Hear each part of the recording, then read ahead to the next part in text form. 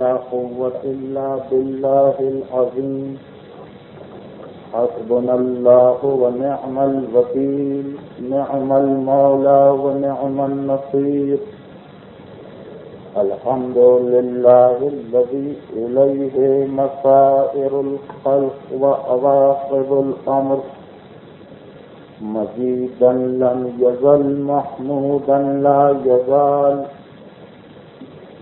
نحمده على نظام فضله وامتنانه ونير لطفه وبرهانه داعي المدعوات بارئ المصنوفات جبار الأرضين والسماوات والصلاة والسلام على النبي الأمي الدافع جيشات الأباطيل والدامغ صولاق الأغاليل وعطرته الطيبين الطاهرين الأئمة الهداة المهديين الراشدين المعصومين المنتجبين لا سيما على بقية الله في الأرضين وحجته في العالمين روحي وأرواح المؤمنين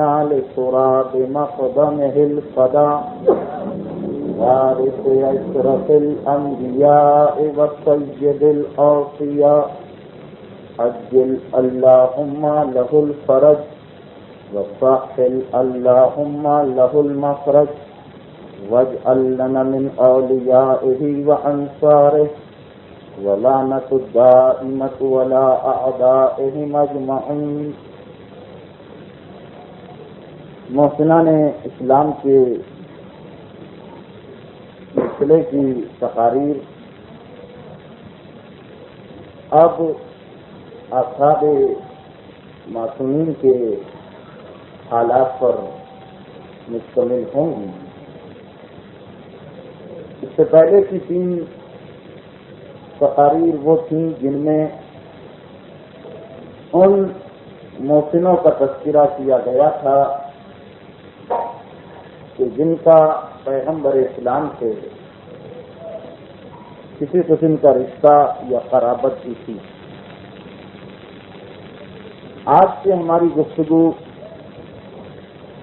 ان اصحاب رسول و ائمہ معصومین کے سلسلے میں ہوگی کہ جنہیں وجہ طور پر اسلام کا محسن کہا جا سکتا ہے، اس لیے کہ خود معصومین نے یہ کہہ کر ان کے احسان کا اقرار کیا تھا کہ لولا ہؤلاء لن درست آثار النبوہ، کہ اگر یہ اصحاب باوفا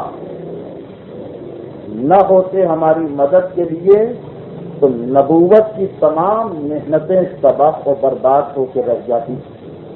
تو یقیناً جن جانثاروں نے، جن وفاداروں نے، جن اصحاب باوفا نے نبوت کے آثار کو مٹنے سے بچایا، جب ان کے احسان کا تذکرہ خود معصوم کر رہے ہیں تو ہم سب کی یہ ذمہ داری ہو جاتی، ہم سب کا یہ فریضہ ہو جاتا کہ ہم ان کے اس احسان کو تسلیم کریں، اور کچھ اور ان کا حق ادا نہیں کر سکتے تو کم از کم وقتاً فوقتاً ان کا تذکرہ سن کر اپنے ایمان کو جلا دیتے رہیں.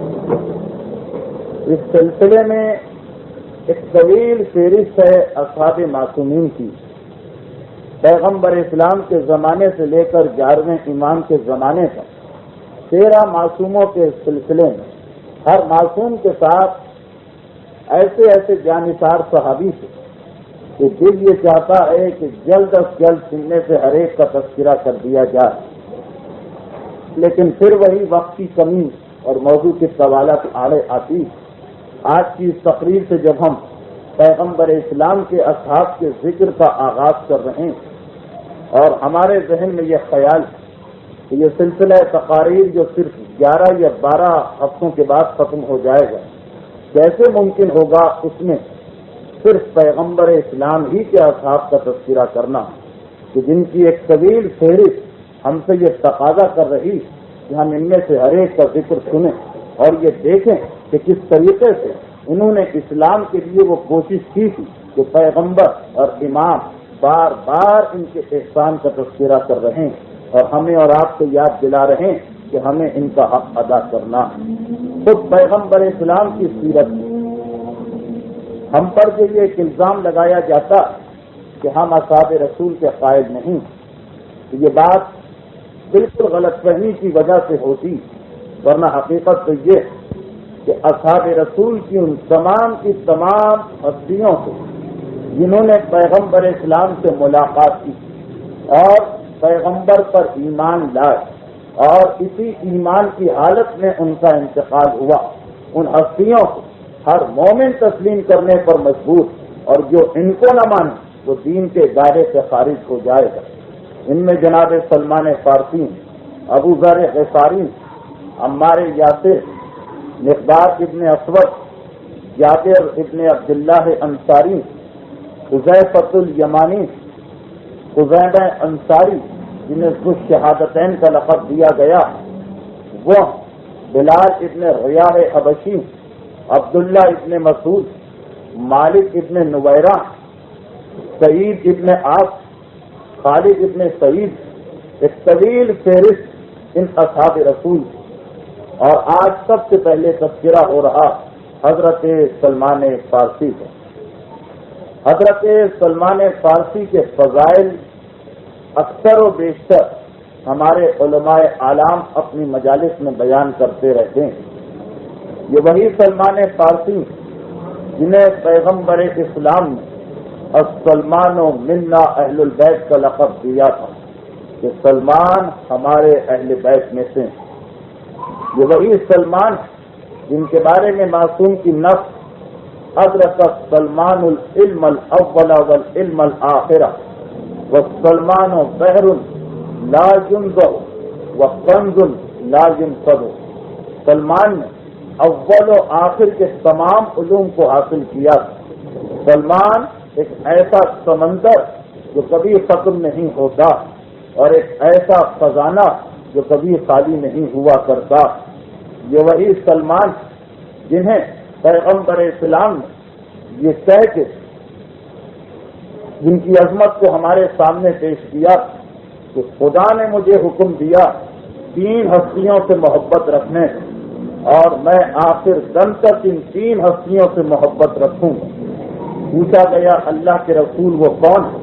تو پیغمبر نے سب سے پہلے تو علی کا نام لیا اور 3 مرتبہ کہا علی علی علی، اور پھر کہا کہ سلمان اور ابو ذر غفاری۔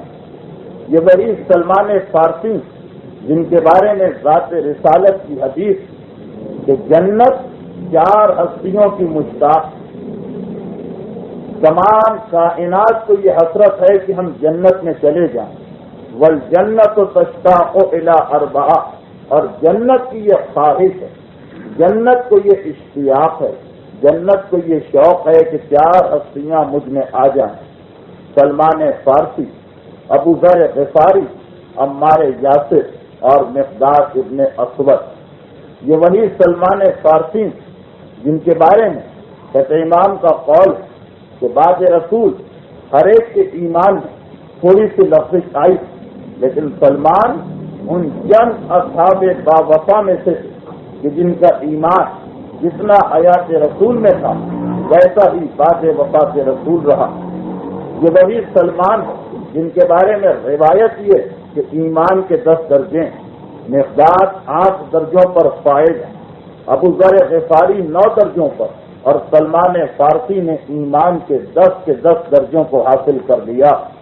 اور یہ سلمان فارسی کو علوم و معرفت آل محمد پر عبور حاصل تھا، وہ معرفت تھی سلمان کے پاس۔ آل محمد کی حقیقت کو سلمان نے سمجھا کہ روایت میں یہی، اگرچہ یہ روایت ضعیف ہے لیکن روایت میں یہی کہ اگر جو کچھ سلمان کو معلوم ہے وہ ابو ذر غفاری کو معلوم ہو جائے تو ابو ذر غفاری سلمان کو قتل کر دیں، اور جو ابو ذر کو معلوم وہ مقداد کو معلوم ہو جائے تو مقداد ابو ذر کو قتل کر دے۔ یہ وہی سلمان فارسی کہ جن کے بارے میں روایت یہ کہ کبھی ایسا نہیں ہوا کہ جبرائیل پیغمبر کے پاس وحی لے کے آئیں اور انہوں نے سلمان فارسی کے اوپر سلام نہ بھجوایا۔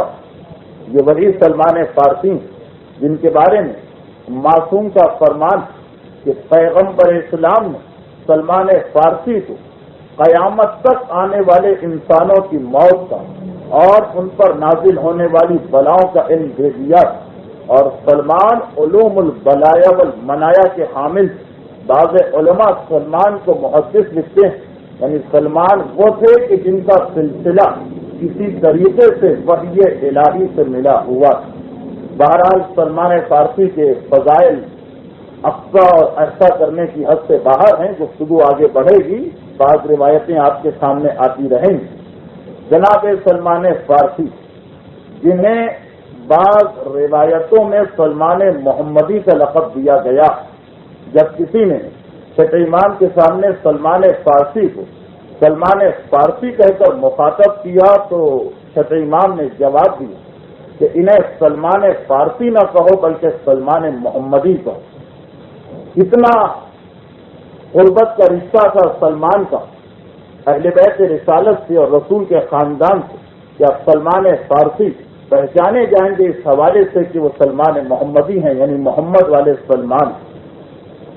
جناب سلمان فارسی کے حالات پر گفتگو کرنے سے قبل ابتدا میں کچھ باتوں کا تذکرہ کر دیا جائے جو ہمارے طریقے کے مطابق ہر تقریر میں ہم بیان کیا کرتے ہیں۔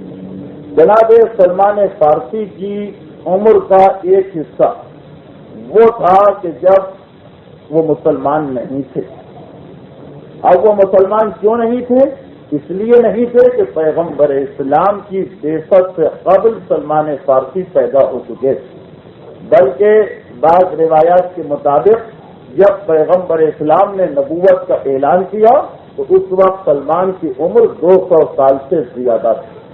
تو پیغمبر اسلام کے اسلام کو پیش کرنے سے پہلے، اسلام کے اس دنیا میں آنے سے قبل جناب سلمان فارسی کی ولادت ہوئی تھی ایران کے ایک گاؤں میں۔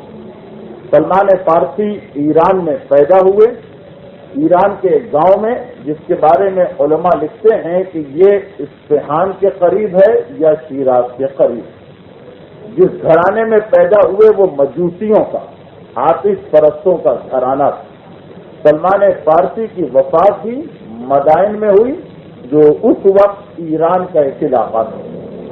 جناب سلمان فارسی کا اصل نام کیا ہے اس میں علماء میں اختلاف، لیکن دو نام ہیں جن کے بارے میں اکثریت متفق ہے کہ ان دو میں سے کوئی ایک نام سلمان فارسی کا ہوگا، ماں بے یا روز با۔ یہ دو نام ہیں جناب سلمان فارسی کے پیغمبر اسلام کی خدمت میں آنے سے قبل۔ لیکن جب پیغمبر اسلام کی خدمت میں آئے تو پیغمبر نے سلمان کا نام مابہی یا روزبا سے تبدیل کر کے سلمان رکھ دیا۔ سلمان کا لفظ سلامت سے نکلا ہے، یعنی وہ شخص کہ جو ہر عیب، ہر خرابی، ہر گندگی اور ہر مرض و بیماری سے سالم ہے۔ چنانچہ اس سلسلے میں ایک روایت بھی ملتی ہے مسلمانوں کے ذخیرہ احادیث میں کہ سلمان فارسی اسلام قبول کرنے کے بعد یا اسلام کا اعلان کرنے کے بعد، یہ بحث انشاءاللہ بھی آگے چل کر آئے گی کہ پیغمبر اسلام کی خدمت میں آنے سے قبل سلمان فارسی معذاللہ کے کافر و مشرک و بت پرست تھے یا اس وقت بھی صحیح اور سچے دین پر تھے جناب ابو طالب کی طرح۔ تو بہرحال پیغمبر کی خدمت میں آنے سے قبل جناب سلمان فارسی کا نام مابہی یا روزبا تھا۔ جب پیغمبر کی خدمت میں آ گئے، اسلام قبول کر دیا، تو ایک دن پیغمبر اسلام سلمان کے گھر میں پہنچے تو دیکھا سلمان بیمار ہے، طبیعت خراب، بخار کی شدت۔ پیغمبر اسلام نے سلمان کو دیکھ کر دعا دی کہ خدا تمہیں ہر بیماری سے شفا دے اور موت کے وقت تک تمہارے دین اور تمہارے جسم کو ہر عافیت سے بچائے۔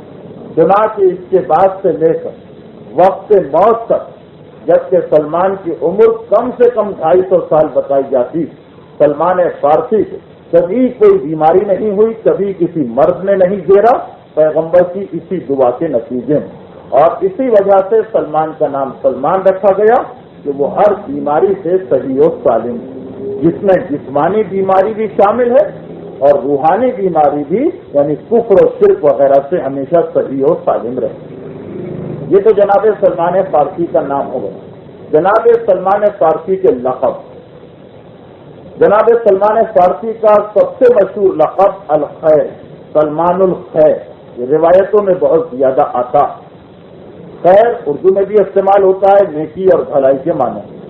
جناب سلمان فارسی کا ایک لقب خیر ہے، اس کے علاوہ پیغمبر نے انہیں سید کا لقب بھی دیا تھا، طاہر کا لقب بھی دیا تھا، اور پیغمبر نے لقمان الامہ، سلمان کی مثال اس امت میں ایسی ہے جیسے لقمان کی، سلمان لقمان کی مانند، چنانچہ سلمان کا ایک لقب لقمان الامت بھی، اور چھٹے امام نے تو یہ فرمایا کہ سلمان لقمان سے بہتر، لقمان سے زیادہ افضل۔ تو سلمان فارسی کا نام سلمان، ان کا لقب خیر، سید، طاہر، لقمان امت، اور آخری لقب ہے حاجب علی، کیونکہ اہل بیت رسالت کے گھرانے کے دربان تھے، جناب سیدہ کے گھر کے دروازے کا پہرا دیا کرتے تھے، اس لیے ایک لقب حاجب علی بھی ہے، یعنی علی کے گھر کے دروازے کے دربان۔ جناب سلمان فارسی کی کنیت، عربوں میں ایک عام طریقہ اور دستور ہے کہ کسی شخص کو اس کے نام سے بلائیں تو یہ ایک قسم کی بدتہذیبی اور بدتمیزی سمجھی جاتی ہے، اور کسی کی عزت کا طریقہ یہ کہ اسے اس کی کنیت سے بلایا جائے۔ کنیت کا مطلب یہ ہے کہ عرب بیٹے کے اولاد کے پیدا ہوتے ہی اس کی بھی اولاد کا کوئی نام سوچ لیتے ہیں کہ یہ جو ہمارے گھر میں لڑکا پیدا ہوا، یہ لڑکی پیدا ہو، اس کی اولاد کا یہ نام ہوگا، اور اسی مناسبت سے اس کو پکارا کرتے ہیں۔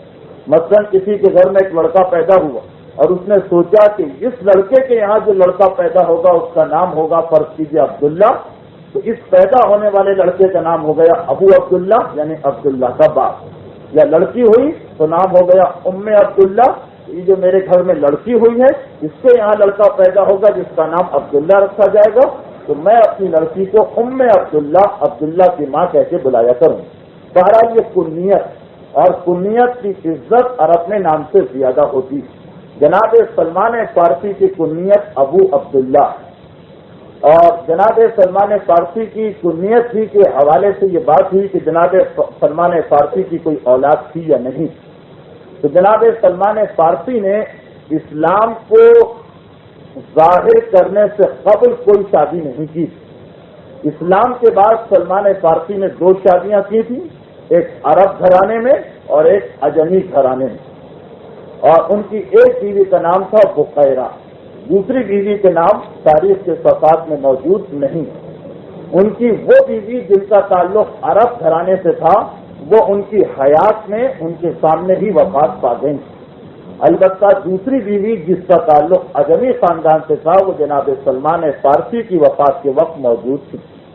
جناب سلمان فارسی کی کل 6 اولادوں کا تاریخ میں تذکرہ ملتا، ایک کا نام عبداللہ تھا جس کے حوالے سے سلمان فارسی ابو عبداللہ کہلاتے، دوسرے کا نام محمد تھا، بس صرف 2 کے نام موجود، 3 لڑکے 3 لڑکیاں، 6 اولادیں تھی جناب سلمان فارسی، جن میں سے صرف 2 لڑکوں کے نام موجود ہیں تاریخ میں، تیسرے لڑکے اور لڑکیوں کے نام کے بارے میں تاریخ بالکل خاموش۔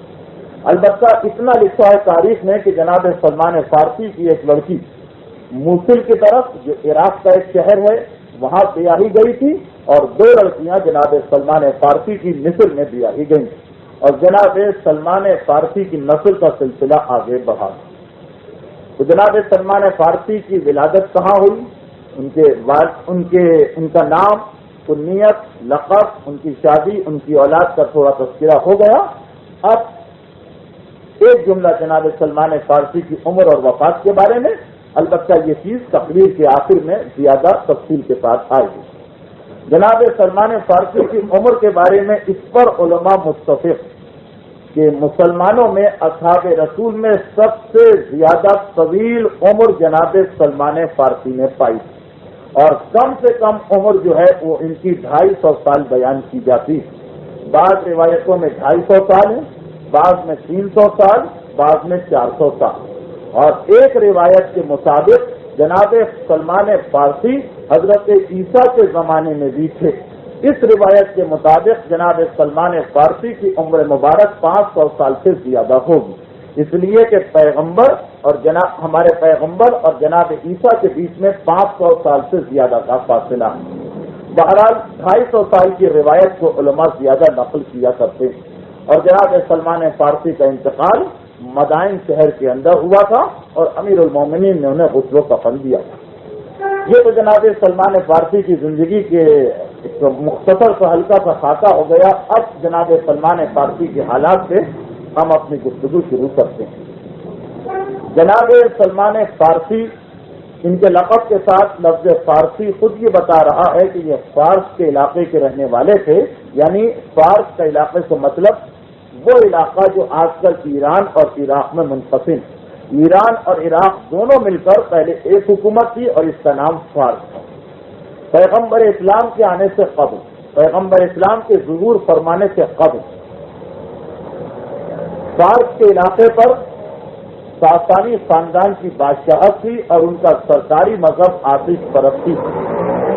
آگ سے بے انتہا ان کو محبت ہوا کرتی تھی، اور ہر شہر میں جس طرح دنیا کی ہر دیندار قوم جہاں جاتی وہاں پہ اپنی عبادت گاہ کو تعمیر کرتی، تو یہ ساسانیوں کے بھی ہر شہر، ہر قریے، ہر گاؤں، ہر دیہات کے اندر ایک آتش پدا ہوا کرتا تھا جہاں 24 گھنٹے آگ بھڑکتی رہتی، اور اگر کبھی وہ آگ بجھ جائے تو یہ آتش پرست یہ سمجھتے کہ کوئی بڑی آفت ہو، بڑی تباہی آنے والی۔ چنانچہ پیغمبر اسلام کی ولادت کے موقع پر کسرا جو ان کا بادشاہ تھا سب سے بڑا، اس کے آتش کدے کی آگ بجھ گئی تھی، جس سے ساسانیوں کے نجومیوں نے پیشین گوئی کر دی تھی کہ اب ہماری حکومت کو زوال آ گیا۔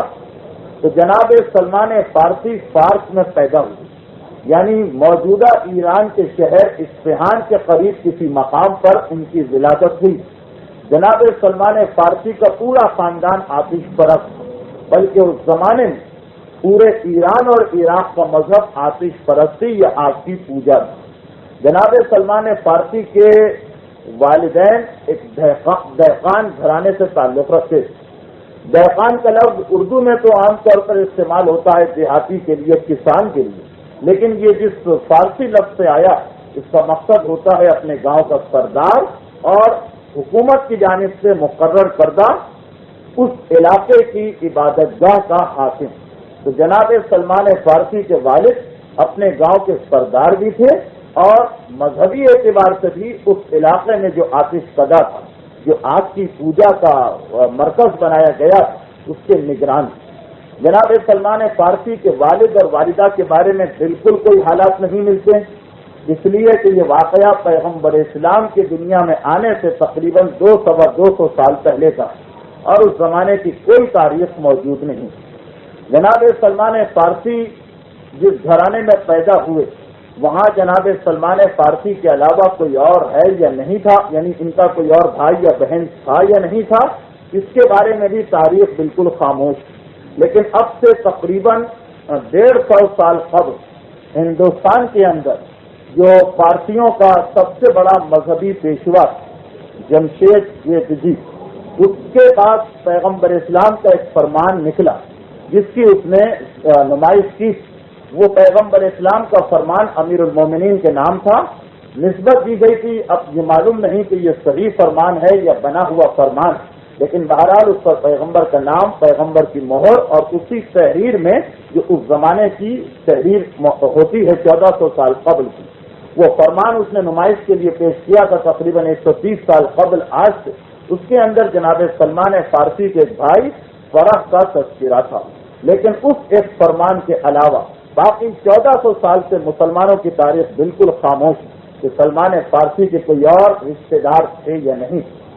جناب سلمان فارسی کی ولادت ایک آتش پرست گھرانے کے اندر ہوئی، اور اسی لیے عام مسلمان اب تک یہ اعتقاد رکھتے ہیں کہ جناب سلمان فارسی ابتدا میں مجوسی تھے، آتش پرست سے آگ کی پوجا کیا کرتے، اور جناب سلمان فارسی ہی کے حوالے سے عام مسلمانوں کی کتابوں میں ایک روایت بھی ہے کہ جب میں نے بچپنے کی منزل طے کی اور اپنے مذہب میں مجھے زیادہ شوق ہوا تو اس عبادت خانے میں جہاں آگ جلائی جاتی تھی مجھے نگران مقرر کیا گیا آگ کے اوپر کہ میں ہر وقت آگ کو بھڑکاتا رہوں اور آگ نہ بجھنے پائے۔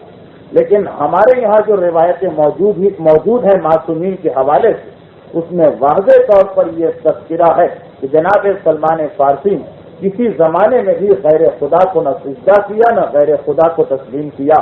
ان سلمان کان عبدا صالحا حنیفا مسلما وما کان من المشرکین، سچ امام سے روایت ہے کہ سلمان ایک ایسے خدا کے بندے جو ہمیشہ سے فطرت اسلام پر پیدا ہوئے اور کسی زمانے میں بھی انہوں نے شرک نہیں کیا، بلکہ کتاب اکمال الدین میں شیخ صدوق کی ایک روایت سے یہ پتہ چلتا ہے کہ جناب سلمان فارسی حضرت عیسیٰ کے وصی۔ یہ ابتدائی گفتگو تھوڑی خشک گفتگو ہے کیونکہ تاریخ کی باتیں انشاءاللہ اس کے بعد تو سلمان کے واقعات شروع ہو جائیں۔ اکمال الدین کے اندر ایک روایت جس سے پتہ چلتا ہے کہ جناب سلمان ان کا مشرک اور آتش پرست ہونا تو دور کی بات ہے، وہ حضرت عیسیٰ کے اوصیاء میں سے تھے، حضرت عیسیٰ کے وصی۔ ہمارے مذہب کا عقیدہ کہ ایک پیغمبر اور دوسرے پیغمبر کے درمیان خدا اس دنیا کو خالی نہیں چھوڑتا، بلکہ ہر نبی اور دوسرے نبی کے درمیان جو زمانہ آتا اس زمانے میں کچھ خدائی نمائندے ہوتے ہیں، کچھ الہی نمائندے ہوتے ہیں جو اس دنیا کا کام چلا رہے ہوتے ہیں، جنہیں وصی کہا جاتا۔ چنانچہ جناب سلمان فارسی کی زبانی ایک روایت کہ میں جس گھر میں پیدا ہوا اس گھر کے اندر جب میں بڑا ہوا تو میں نے دیکھا کہ مکان کی چھت سے ایک کاغذ لٹک رہا۔ میں نے اپنی والدہ سے پوچھا کہ یہ کاغذ کس کا ہے، کیا لکھا ہے اس کے اوپر، تو میری والدہ نے یہ کہہ کر مجھے خاموش کرا دیا کہ جب ہم نے یہ مکان خریدا تھا اس وقت یہ کاغذ اسی طرح لٹک رہا، اور خبردار اسے نہ کھولنا نہ پڑھنا، اس کا ہم سے کوئی تعلق نہیں۔ جناب سلمان فارسی کہتے ہیں کہ میرے دل میں اور زیادہ تجسس پیدا ہوا، میرے دل میں تڑپ پیدا ہوئی کہ میں دیکھوں تو صحیح اس میں کیا لکھا ہوا، لیکن میرے والدین میری سخت نگرانی کرتے کہ میں اس کاغذ کو ہاتھ میں نہ لینے پاؤں۔ ایک مرتبہ ایسا اتفاق پیش آیا کہ میرے باپ اور ماں کسی تقریب میں شرکت کے لیے گھر سے گئے ہوئے، گھر خالی تھا، چنانچہ میں چاہا اور اس کاغذ کو میں نے اتارا۔ جب اس کاغذ کو میں نے کھولا تو اس کے اندر یہ لکھا ہوا کہ اے روزبہ، خدا نے آدم سے یہ وعدہ کیا کہ اس کی نسل میں ایک پیغمبر خاتم کو پیدا کرے گا جو اس دنیا کے لوگوں کے اخلاق کو بلند کرے گا اور سب کو خدا کی عبادت میں جمع کرے گا۔ اب تم بھی اس کا کلمہ پڑھ کر اس کے دین کو قبول کر دو۔ جب یہ عبارت میں نے پڑھی تو اس کے فوراً بعد میں نے قبول کر لیا اس دین کو اور اس پیغمبر کی نبوت کو، اور میں اس پیغمبر کی تلاش میں نکل گیا اس تحریر کو لے۔ چنانچہ علماء کرام کہتے ہیں کہ اس تحریر کا جس کو جناب سلمان فارسی نے پیغمبر اسلام سے ملاقات کے بعد ان کی خدمت میں پیش کیا، یہ مطلب اور یہ نتیجہ کہ خدا نے جناب سلمان فارسی کو اس دین مجوسیت سے نکال کر، اس دین مجوسیت سے ہٹا کر دین عیسائیت پر جو اس زمانے کا دین تھا اس کی جانب ہدایت کی اور انہیں حضرت عیسیٰ کا وصی قرار دیا۔ اور اسی کی تائید اس چیز سے بھی ہوتی کہ پیغمبر اسلام کے بڑے بڑے صحابی انتقال کر گئے، یہاں تک کہ جناب سلمان فارسی جیسے نہ صحیح تو ان کے بعد سے مثلا ابو ذر غفاری، ابو ذر غفاری اور عمار یاسر جیسے صحابی، لیکن کسی صحابی کے انتقال سے امیر المومنین نے انہیں جا کے غسل و کفن نہیں دیا۔ یہ سلمان فارسی وہ واحد صحابی کہ جن کا انتقال مدائن میں ہوا، اور امیر المومنین اس وقت مدینے میں تھے، سینکڑوں میل کا فاصلہ طے کر کے آئے تھے اور آ کر سلمان فارسی کو غسل و کفن دیا۔ تو علماء یہ لکھتے ہیں کہ کیونکہ ہمارا اعتقاد ہے کہ جب کوئی نبی، امام یا نبی کا وصی انتقال کرتا تو اسے کوئی اور غسل و کفن نہیں دے سکتا سوائے معصوم کے، اس لیے سلمان فارسی کے غسل و کفن کے لیے امیر المومنین خاص طور پر مدینے سے مدائن تشریف لائے، اور جس طرح سے حضرت ابو طالب کے بارے میں علامہ مجلسی نے حیات القلوب میں لکھا کہ ان کا کفر تو خیر بالکل ہی خلاف حقیقت چیز ہے، وہ نہ صرف یہ کہ مسلمان تھے بلکہ حضرت عیسیٰ کے وصی تھے مکے کے اندر، اسی طریقے سے سلمان فارسی حضرت عیسیٰ کے وصی بن گئے اس تحریر کو پڑھنے کے بعد اپنے علاقے میں۔ خیر یہ تو ایک ضمنی بات آ گئی، اب میں پھر اپنے موضوع پر واپس آتا ہوں۔ جناب سلمان فارسی جب پیدا ہوئے اس وقت دنیا میں دو ہی مذہب تھے، ایک عیسائیت اور ایک آتش پرستی۔ چھوٹے چھوٹے مذہب اور زیادہ تھے، لیکن دنیا کا مرکز جو اس وقت جس میں تمام دنیا رہتی تھی اس میں یہی دو دین چل رہے تھے، یا عیسائیت تھی اور یا پھر فارس کے اندر ایران کے علاقے کے اندر اس زمانے کے دستور کے مطابق آتش پرستی تھی۔ اور عیسائیت اور آتش پرستی ان دونوں میں ہمیشہ سے جنگ و جدل کا سلسلہ جاری تھا، اس لیے کہ آتش پرستوں کا مرکز ایران تھا اور ان کے بادشاہ کا نام کسرا تھا، عیسائیوں کا مرکز روم تھا اور ان کے بادشاہ کا نام قیصر۔ یہ قیصر اور کسرا یہ اس زمانے کی دو بڑی طاقتیں، یعنی اپنے زمانے کے سپر پاور، اور جس طریقے سے آج امریکہ اور روس اس طریقے سے ان دونوں کے اندر جو نظام تھا وہ بالکل ایک دوسرے کے الٹ تھا۔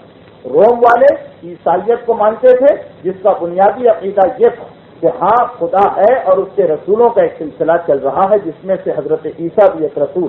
ایران کے اندر آتش پرستی جس کی بنیاد یہ تھی کہ ایک خدا نہیں بلکہ دو خدا ہیں، ایک نیکی کا اور ایک بدی کا، اور خدا کے بعد اس کے انبیاء کا کوئی سلسلہ موجود نہیں۔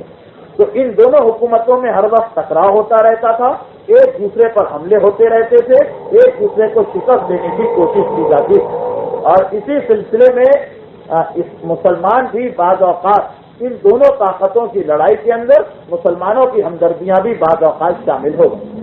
قرآن کریم میں ایک سورہ ہے سورہ روم، جس کو شب قدر پڑھنے کی انتہائی فضیلت آئی۔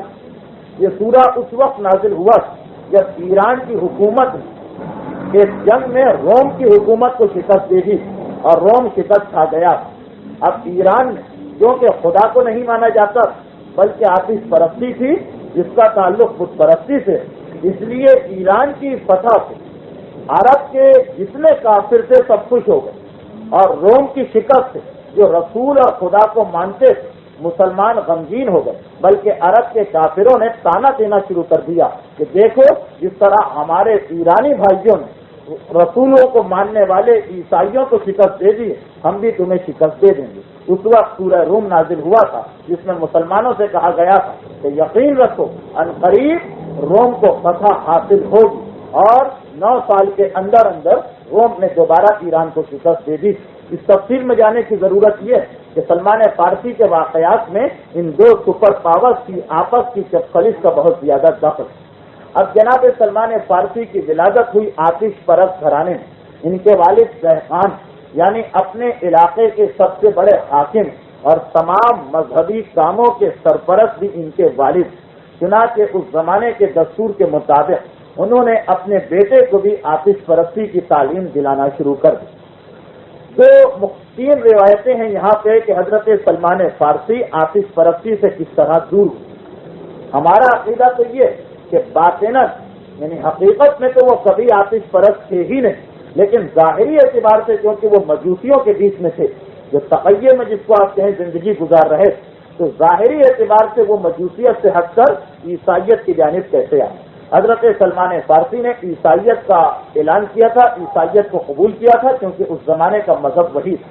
تو 3 اس سلسلے میں قول، بہرحال وہ کچھ بات اس طریقے سے ہے کہ سلمان فارسی کی ولادت ہوئی مجوسی گھرانے میں، جب کچھ بڑے ہوئے تو ان کے والد نے انہیں مدرسے بھیجنا شروع کر دیا، اور اس زمانے میں مدرسے موجود تھے، اور اسی زمانے میں 2 عیسائی راہب فارس کے ایران کے اس شہر میں آئے اور انہوں نے اپنا عبادت خانہ بنایا اور اس میں بیٹھ کے عبادت کرنے لگے۔ مجوسی آتش پرست عیسائیوں سے انتہائی شدید نفرت کیا کرتے اس لیے کہ وہ ان کے مقابل طاقت یعنی روم سے ان کا تعلق تھا اور مذہب بھی ان کا بالکل الٹ تھا۔ چنانچہ پورے شہر نے ان عیسائی راہبوں کا بائیکاٹ کیا تھا، کوئی ان سے ملاقات کے لیے نہیں آتا تھا، کوئی ان کے پاس نہیں جایا کرتا۔ جناب سلمان فارسی جس مدرسے میں پڑھ رہے تھے، ان کے دو ساتھی تھے جو ایک دن جناب سلمان فارسی سے کہنے لگے کہ اے سلمان، اگر کہ اس وقت ان کا نام روزبہ، لیکن میں اس نام کو استعمال نہیں کروں گا، سلمان کا اپنا اصلی نام لوں گا۔ بہرحال آپ خود ہی سمجھتے جائیے کہ مخاطب کیا گیا تھا روزبہ کہتے کہ اے سلمان، تم ہمارے ساتھ چلو، ہم تمہیں ایسی ایسی باتیں سنائیں گے جو تم نے آج تک نہیں سنی ہیں۔ جناب سلمان فارسی ان کے ساتھ ہو گئے، وہ لے کر چلے ان کو عیسائی راہبوں کی عبادت گاہ میں۔ وہاں داخل ہوئے جناب سلمان فارسی، عیسائی راہبوں نے دیکھا، ایک مرتبہ وہ گھبرا گئے، پریشان ہو گئے، اور ان دو لڑکوں کو جو سلمان کو لے کے آئے تھے ان کو ڈانٹتے ہوئے کہنے لگے کہ ہم نے تمہیں منع کیا کہ اپنے ساتھ کسی اور کو نہ لاؤ، تم خود بھی مصیبت میں مبتلا ہو جاؤ گے اور تمہاری وجہ سے ہم بھی مصیبت کا شکار ہو جائیں۔ ان لڑکوں نے کہا کہ نہیں، یہ ہم ایسے ساتھی کو لے کے آئے جو کسی کو نہیں بتائے گا کہ وہ کہاں جاتا، یہ ہمارا پورا رازدار۔ چنانچہ اس عیسائی راہب جو وہاں موجود تھا سلمان سے اقرار دیا کہ دیکھو، تمہارے والدین پوچھیں گے یا استاد پوچھے، کسی کو نہ بتانا کہ تم کہاں جاتے ہو، تم روزانہ یہاں آیا کرو، اور اگر کبھی یہاں آنے کی وجہ سے گھر دیر میں پہنچے تو کہہ دیا کرنا کہ استاد نے روک لیا، یا یہاں آنے کی وجہ سے کبھی اسکول میں تاخیر ہو جائے تو کہہ دینا کہ آج والدین نے مجھے دیر سے بھیجا۔ چنانچہ جناب سلمان فارسی اس راہب کے پاس آنے لگے اور یہاں آنے کے بعد عیسائیت کی تعلیم کو قبول کر دیا۔ اس وقت تک عیسائیت میں وہ عقیدہ نہیں آیا کہ تین خدا مل کر ایک خدا بناتے ہیں جو آج کا عقیدہ، بلکہ اس زمانے کی عیسائیت بالکل صاف کھری اور بالکل خالص عیسائیت۔ جناب سلمان فارسی وہاں جانے لگے، یہ ایک روایت ہے۔ دوسری روایت یہ کہ جناب سلمان فارسی مدرسے میں پڑھتے تھے، جب مدرسے میں چھٹی کا وقت ہوتا تو اس وقت سلمان فارسی کے سارے ساتھی کھیلنے میں لگ جاتے تھے۔ سلمان فارسی کی نگاہ پڑی ایک مرتبہ کہ میرا ایک ساتھی جو مدرسے کے پیچھے جو پہاڑ، اس پہاڑ کے اوپر چڑھتا جاتا اور اس طرح چاروں طرف دیکھتا جا رہا کہ جیسے وہ ڈر رہا ہے کہ کسی کی نگاہ اس کے اوپر نہ پڑ جائے۔ سلمان فارسی نے دیکھا، ایک دن دیکھا، دو دن دیکھا، جب کئی دن یہ منظر دیکھا تو ایک دن اس ساتھی کے پاس پہنچ گئے، وہ ان کا ہم جماعت، ہم سبق، ہم درس جو پہاڑ کے اوپر چل رہا تھا، جیسے ہی وہ پہاڑ سے اترا سلمان نے فوراً اس کا راستہ روکا اور کہا کہ تم کہاں سے آ رہے ہو، یہ سب سے چھپا کے کہاں جاتے ہو؟ وہ گھبرا گیا، اس کی آنکھوں میں آنسو آ گئے۔ اس نے کہا سلمان، وعدہ کرو کہ تم کسی اور کو یہ نہیں بتاؤ ورنہ میری جان جاتی رہے گی۔ سلمان نے وعدہ کیا تو اس نے کہا کہ ان پہاڑوں کے اوپر تو ایسے آدمی آئے ہوئے ہیں جو ایسی اچھی باتیں بتاتے ہیں جو میرے دل کے اندر بیٹھ جاتی ہیں، اور میرا دل یہ چاہتا ہے کہ میں ان کی باتوں کو فوراً قبول کر دوں۔ سلمان، تم بھی ہمارے ساتھ چلو اور ان کی باتوں کو سنو۔ سلمان فارسی جو ابتدائی سے مجوسیت سے ظاہری طور پر بھی نفرت کیا کرتے اور مجوسیت کو قبول کرنے کے منکر، انہوں نے یہ بات سنی، کہا میں چلوں گا تمہارے ساتھ۔ اگلے دن جب سبق کے بیچ میں چھٹی ہوئی، بیچ کا تفریح کا وقفہ ہوا، سلمان اپنے اس دوست کے ساتھ اوپر چڑھے اور وہاں جا کر دیکھا کہ دو اجنبی شکل و صورت والے اور اجنبی لباس پہنے ہوئے آدمی وہاں بیٹھے ہوئے اور عبادت میں لگے ہوئے۔ یہ سلمان فارسی کی پہلی ملاقات تھی عیسائی راہبوں سے، اور وہ جب وہاں جا کے بیٹھے تو عیسائی راہبوں نے عیسائیت کا عقیدہ پیش کرنا شروع کیا۔ اور تیسری روایت جو ہمارے علماء میں زیادہ مشہور وہ یہ ہے کہ جناب سلمان فارسی، ان کی بچپنے کی زندگی گزر گئی تھی، جوان ہو گئے تھے، اپنے والد کے ساتھ کام کاج کر رہے تھے۔ ایک مرتبہ ان کے والد اپنا مکان بنا رہے تھے، مکان بنانے میں اتنی دیر ہو گئی اور اتنا وقت لگ گیا کہ اس شہر کے باہر جو ان کی جائیداد تھی، جو ان کی جاگیر تھی، اس کے اندر جو کام ہو رہا وہاں کے لیے جانے کا وقت نہ رہا۔ تو سلمان کے باپ نے سلمان کو بلایا اور کہا کہ میں تو مکان کی دیکھ بھال میں لگا ہوا ہوں، یہاں سے ہل نہیں سکتا، اس جاگیر میں بھی کام ہو رہا، کہیں وہاں پہ کوئی گڑبڑ نہ ہو جائے، تم میری جگہ آج وہاں چلے جاؤ اور وہاں کے کام کو سنبھال لو۔ اس سے پہلے سلمان کے والد نے سلمان کو کبھی شہر سے باہر نہیں نکلنے دیا، لیکن آج والد نے سلمان کو خود سے بھیجا تاکہ جاگیر کا کام نہ رکنے پائے۔ سلمان جوان بھی ہو چکے، سلمان کہہ رہے ہیں کہ میں وہاں سے چلا، اور یہ خود سلمان فارسی کی روایت، جب میں وہاں سے چلا، شہر کو میں نے عبور کیا تو شہر کے اختتام پر میں نے دیکھا ایک عجیب سی عمارت بنی ہوئی اور وہاں سے لوگوں کی آواز اٹھی. میں قریب کھڑا ہو گیا تو میں نے دیکھا کہ اندر سے آواز آ رہی اشہد ان لا الہ الا اللہ و اشہد ان عیسیٰ روح اللہ و اشہد ان محمد حبیب اللہ. یہ فقرہ میرے کان میں آیا کہ اندر سے کہا جا رہا کہ خدا کے سوا کوئی معبود نہیں, عیسیٰ خدا روح اللہ ہے اور محمد حبیب اللہ. بس اتنا میں نے سنا. اس آواز میں کوئی ایسی کشش تھی کہ میرے قدم وہیں رک گئے اور آگے بڑھنے کو میرا دل نہیں چاہا. اس دن عیسائیوں کی کوئی عید تھی اور وہ عید کی خوشی کو مناتے ہوئے اپنی نماز پڑھ رہے تھے, اور اس زمانے کے عیسائی اپنی نمازوں کے درمیان یہ فقرہ دہرایا کرتے, یعنی ان کی نماز یہی ہوتی کہ بیٹھ جائے اور بیٹھ کر اس تسبیح کو نکالے. سلمان فارسی کے کان تک یہ آواز پہنچی. سلمان فارسی نے پہلی دفعہ یہ سنا کہ خدا آپ کے علاوہ بھی کوئی خدا, اور یہ بات ان کے دل میں لگ گئی. وہ وہیں ٹھہر گئے, کافی دیر تک کھڑے رہے اور اس کے بعد ہمت کرتے ہوئے اندر داخل ہوئے, اور داخل ہونے کے بعد ان لوگوں سے کہا کہ میں آپ سے کچھ پوچھنے آیا ہوں. وہ چند عیسائی راہب جن سے تمام آتش پرست نفرت کرتے اور ان کو نکال پھینکا تھا اپنے معاشرے سے, انہوں نے کہا پوچھو کیا پوچھنا. کہا کہ یہ عیسیٰ کون ہے جن کا آپ کلمہ پڑھ رہے تھے. انہوں نے بتایا کہ عیسیٰ مریم کے بیٹے ہیں, خدا کے پیغمبر ہیں, اس طرح ایک دین لے کے آئے. پوچھا کہ یہ محمد کون ہے جن کا آپ کلمہ پڑھ رہے تھے, تو کہا کہ یہ عیسیٰ کے حکم کے مطابق وہ آنے والے نبی جو آخری نبی ہوں گے اور تمام دنیا کے اندر ایک دین پھیلائیں گے, اور جو ان کے دین کو نہیں مانے گا وہ خدا کے عذاب کا حقدار ٹھہرے گا. یہ پہلی مرتبہ رسول کا نام سلمان کے کانوں تک پہنچا. سلمان فارسی سے ان کی عبادت اور ان کا طریقہ اتنا پسند آیا کہ وہیں بیٹھ گئے. یہ آپ کے ذہن میں رہے کہ اس زمانے میں عیسائیت ہی حقیقی مذہب تھا, اور اس زمانے میں جو آج جیسے کوئی شخص مومن اور مسلمان بن جائے, اس زمانے میں اگر کوئی عیسائی بن جائے تو سمجھیے کہ وہ سیدھے راستے پہ آ گیا تھا. عرب کے اندر دین ابراہیمی تھا, عرب کے اندر عیسائیت نہیں آئی تھی. مکے اور مدینے کی سرزمین, وہاں کے جو لوگ تھے وہ حضرت ابراہیم کے دین پہ چل رہے تھے, اور عرب کے باہر کی دنیا میں عیسائیت خدا کا دین تھا. چنانچہ سلمان فارسی کو اتنا پسند آیا ان کا کلام کہ وہیں بیٹھ گئے اور 3 دن تک وہاں بیٹھے رہے. وہاں ان کے والد کو اطلاع ملی کہ سلمان غائب ہو گئے. بڑے پریشان, چاروں طرف آدمی دوڑا دی سلمان کو ڈھونڈ کر لایا جائے, کسی نے نقصان نہ پہنچا دیا, جنگلی جانور نہ کھا گئے, سلمان خود سے کہیں نہ چلے گئے. بڑی پریشانی. 3 دن کے بعد سلمان جب اس راہب کی عبادت گاہ سے باہر نکلے اور شہر میں پہنچے تو شہر میں شور مچ گیا کہ سلمان آ گئے, سلمان آ گئے. سلمان کے والد آئے, سلمان کو لے کے پہنچے اپنے گھر میں اور پوچھا کہ تم کہاں. سلمان نے صاف صاف بتا دیا کہ میں ان راہبوں کے بیچ میں بیٹھا تھا, ان عیسائی پادریوں کے بیچ میں بیٹھا تھا, اور ان کی گفتگو مجھے بہت پسند آئی. باپ نے سنا.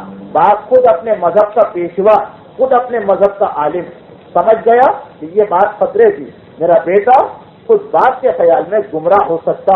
چنانچہ انہوں نے سلمان فارسی کو انتہائی سخت سزائیں دی, اور اس کے بعد ہاتھ پیروں میں زنجیریں پہنا کر سلمان فارسی کو ایک اندھے کنویں میں ڈال دیا گیا. اور سلمان فارسی کہتے ہیں کہ ہر صبح کے وقت تھوڑی سی روٹیاں اور پانی کا ایک کوزہ اوپر سے کنویں میں ڈال دیا جاتا, اور میں ان کو کھاتا اور اس قید کے اندر اپنے دن اور رات گزار رہا تھا. یہاں تک کہ ایک دن میں نے گڑگڑا کے خدا سے دعا کی کہ خدا بندہ اس عیسیٰ کا واسطہ جس کا کلمہ میں نے سنا, اور اس محمد کا واسطہ جو آنے والا پیغمبر, تو مجھے اس قید سے نجات دے رہا.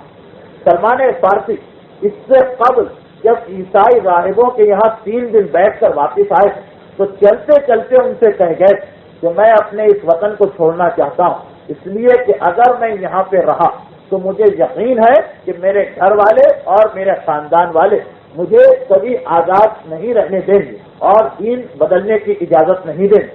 چنانچہ جب تمہارے پاس تمہارے جیسے مذہب والے باہر سے کبھی آئیں تو تم مجھے اطلاع دے دینا تاکہ میں ان کے ساتھ چپکے سے یہ شہر چھوڑ کے نکل جاؤں. اب چند دنوں کے بعد سلمان اس قید میں ہیں, اندھے کنویں میں ہیں. صبح ان کے باپ اور ماں ان کو کھانا دے دیتے ہیں, اور اس کے بعد پلٹ کر کوئی ان کی خبر نہیں لیتا کہ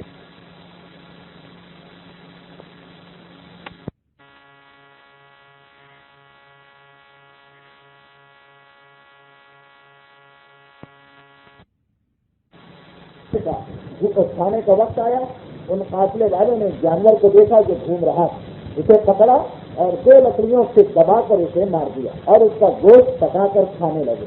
سلمان فارسی نے دیکھا مردار جانور بغیر گدھا کے مارا گیا، اس کا گوشت حرام، انہوں نے انکار کر دیا، لیکن یہ تو کہہ نہیں سکتے کہ یہ حرام جانور ہے میں نہیں کھاؤں، بس اتنا کہا کہ میں عیسائی راہب اور میں گوشت نہیں کھایا کرتا ہوں۔ انہوں نے سنا ایک مرتبہ سلمان کا دل پڑا اور کہا کہ تمہیں کھانا پڑے گا، یہ تو ایسا لگتا کہ جیسے تم بے دین ہو گئے، علاقہ وہی علاقہ ہے جہاں آپ اس طرف رہتے ہیں، ایسا لگتا ہے تم بے دین ہو گئے۔ سلمان نے کہا کہ نہیں، میں راہب، میں نے دنیا کی تمام لذتوں کو چھوڑ دیا۔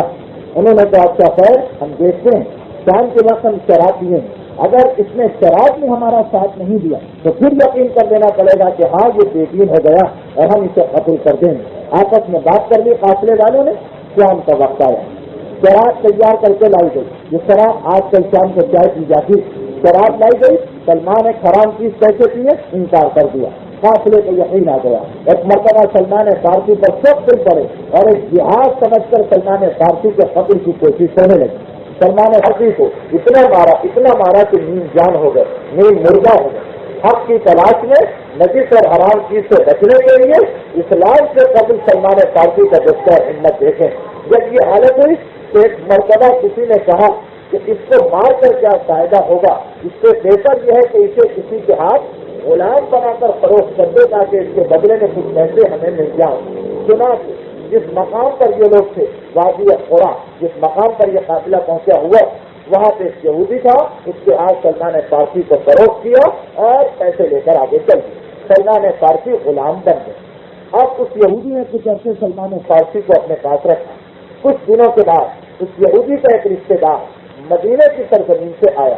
مدینہ یہودیوں کا بہت بڑا مرکز، وہ آیا، سلمان فارسی کو دیکھا۔ سلمان فارسی اتنی عمر کے باوجود، اب سلمان فارسی کی عمر تقریباً 250 سال ہو چکی جس وقت کی یہ بات ہو رہی، اتنی عمر کے باوجود سلمان فارسی میں صحت، طاقت اور جسمانی حیات کے اعتبار سے بالکل ایک نوجوان آدمی نظر آتے۔ اس یہودی نے جو مدینے سے اپنے رشتے دار کی ملاقات کے لیے یہاں آیا، وہ دیکھا اتنا محنتی غلام میرے رشتے دار کے پاس، اس نے کہا کہ میرے ہاتھ فروخت کر دے، میرے باغات کی دیکھ بھال کرنے والا کوئی نہیں۔ چنانچہ اس یہودی نے اس دوسرے یہودی کے ہاتھ جو مدینے کے قریب رہنے والا تھا، سلمان فارسی کو فروخت کر دیا۔ سلمان فارسی اب مدینے کی سرزمین میں داخل ہوئے۔ مدینے سے باہر ایک مقام ہے جسے خدا کہا جاتا، جہاں پر مسلمانوں کی سب سے پہلی مسجد تعمیر ہوئی۔ چنانچہ وہاں پہ اس کے کھجوروں کے باغات تھے۔ سلمان فارسی اس یہودی کے یہاں چلے گئے اور اس کے یہاں کام کاج کرنے لگے۔ ایک دن آیا، سلمان فارسی گھر میں کام کاج کر رہے، اتنے میں دیکھا کہ میرے مالک کا چچا جات بھائی دوڑتا ہوا آ رہا ہے۔ آنے کے بعد قریب بیٹھا جا کر اپنے مالک اور کہنے لگا کہ خدا لعنت کرے بنی خیلا کے اوپر، ان کو کیا ہو گیا، وہ ہماری دوستی کو فراموش کر رہے ہیں۔ یہ بنی خیلا کون لوگ ہیں؟ یہ مدینے کے انصار، وہ لوگ جنہوں نے پیغمبر اسلام کی نبوت کو قبول کر کے پیغمبر کو دعوت دی تھی کہ آپ مدینے تشریف لے آئیے، ہم آپ کی عزت و احترام اور حفاظت کریں۔ یہ آیا اور آ کر اپنے ساتھی سے کہنے لگا، جیسے آج کل بھی ہوتا ہے، کسی کو کوئی خبردار سیاسی خبر ملے تو دوڑتا ہوا جاتا ہے کہ کوئی جاننے والا، کوئی سمجھنے والا ہے تو اس کے پاس بیٹھ کر گفتگو کرے سیاست میں۔ تو وہ بھی ایک مرتبہ وہ سلمان کے مالک کا چچا جات بھائی بھی دوڑتا ہوا آیا اور آ کر بیٹھا، کہنے لگا تم نے سنا بنی خیلا پر خدا لعنت کرے، انہوں نے ہماری دوستی اور ہمارے عہد کو فراموش کر دیا۔ سلمان فارسی اپنے کام میں لگے، کان میں آواز آئی کہ ان کے مالک نے پوچھا کیا بات، تو کہا کہ مکے کے اندر ایک شخص آیا، یہ اپنے آپ کا رسول کہا کرتا، یہ بنی خیلا والے، یہ انصار اسے بلا رہے اور اسے اپنا حاکم مان رہے ہیں، اس کی حکومت کو تسلیم کر رہے ہیں۔ ہمارے معاہدے سے ہم اتنے سال تک ان کے پڑوس میں رہتے ہیں، ہماری دوستی کو فراموش کیے دے رہے ہیں۔ اب ان دونوں میں بحث ہونے لگی، بات چیت ہونے لگی کہ اس سے کیا نتائج نکلے، لیکن سلمان کے کان میں یہ اطلاع پہنچی۔ سلمان فوراً اس طرف متوجہ ہو گئے کہ یہ تو وہی پیغمبر لگ رہا ہے جس کی تلاش میں میں آیا، اس لیے کہ سلمان دیکھ چکے کہ یہ علاقہ ریگستانی علاقہ، یہ جگہ کھجوروں کے باغات سے گھری ہوئی، اس راہب کی دونوں پیشین گوئیاں پوری ہو چکی۔ سلمان سمجھ گئے کہ یہ وہی پیغمبر ہے جن سے میرا مقصد حاصل ہو سکتا ہے۔ وہ راہب جو سلمان فارسی کو آخر پیغمبر کی بےسط کی خوشخبری سنا کر انتقال کر گیا، اس کے آخری وقت میں سلمان نے ان سے ایک سوال اور کیا کہ وہ جو پیغمبر آئے گا میں اس کو پہچانوں گا کیسے؟ کہا تھا 3 طریقوں سے پہچاننا، وہ صدقہ کبھی نہیں لے گا، ہدیہ کبھی واپس نہیں کرے گا، اور تیسرا یہ کہ اس کے دونوں شانوں کے درمیان مہر نبوت ہو۔ یہ 3 علامتیں بھی اس نے بتائیں۔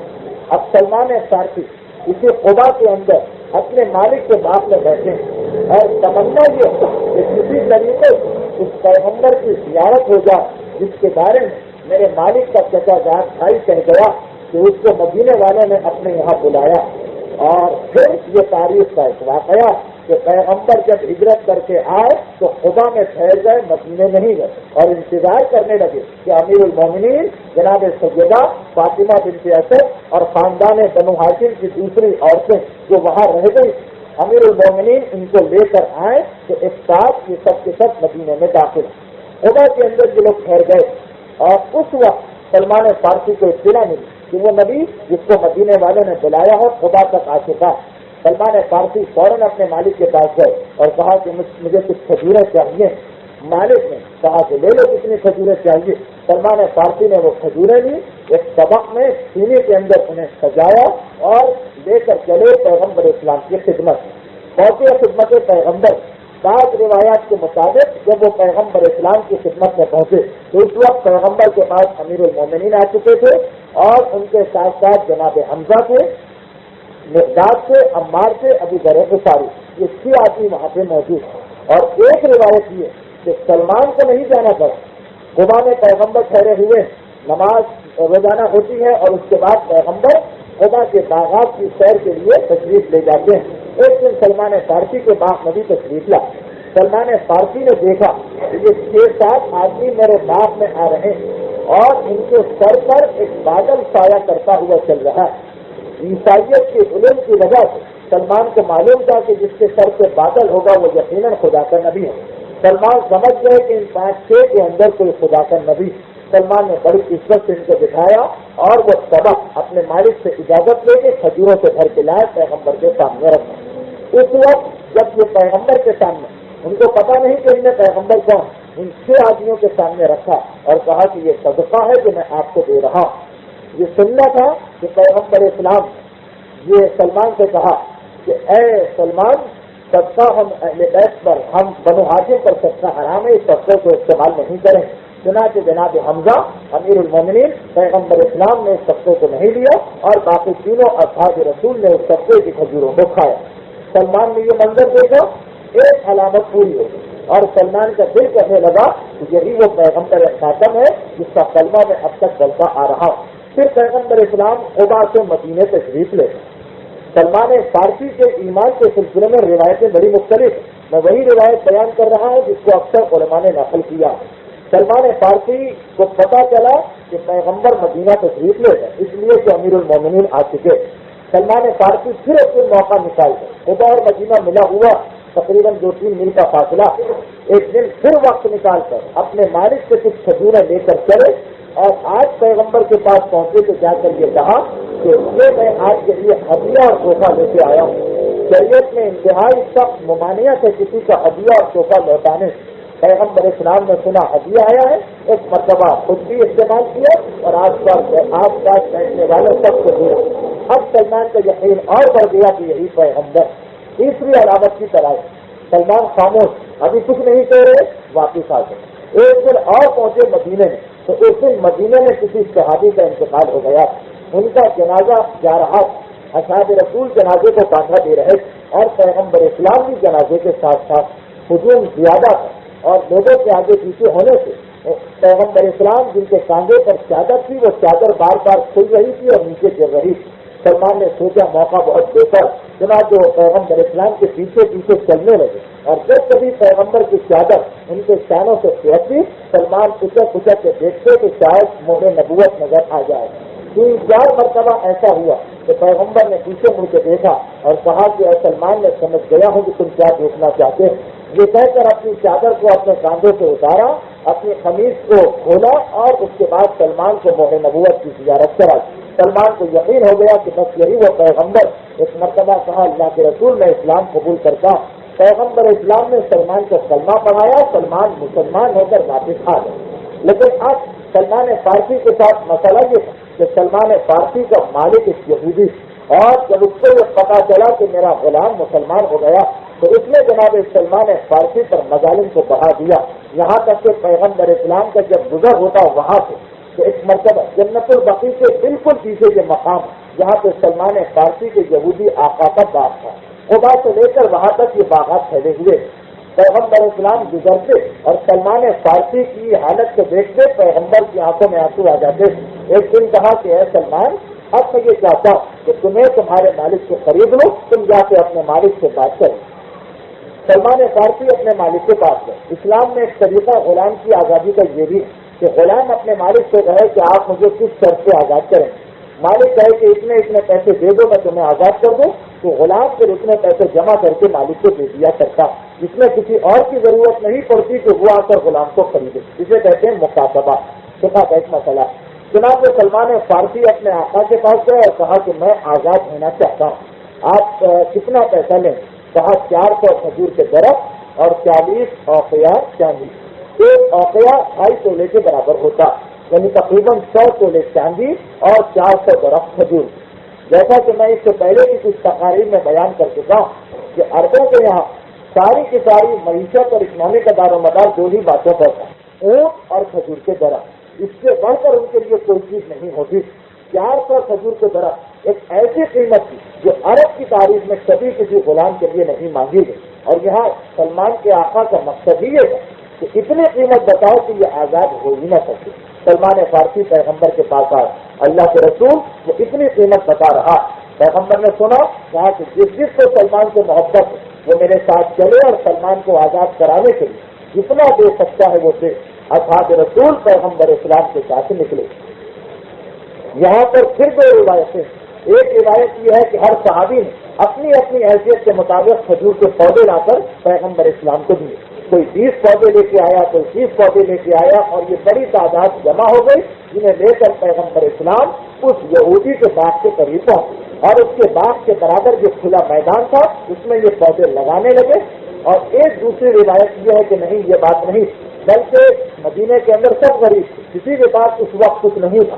چنانچہ یہ سب کے سب جن کو پیغمبر اسلام کا پیغام پہنچا وہ سب کے سب خالی ہاتھ پیغمبر کے پاس آ گئے کہ اللہ کے رسول دل کو بہت چاہتا ہے مگر ہماری کوئی حیثیت نہیں.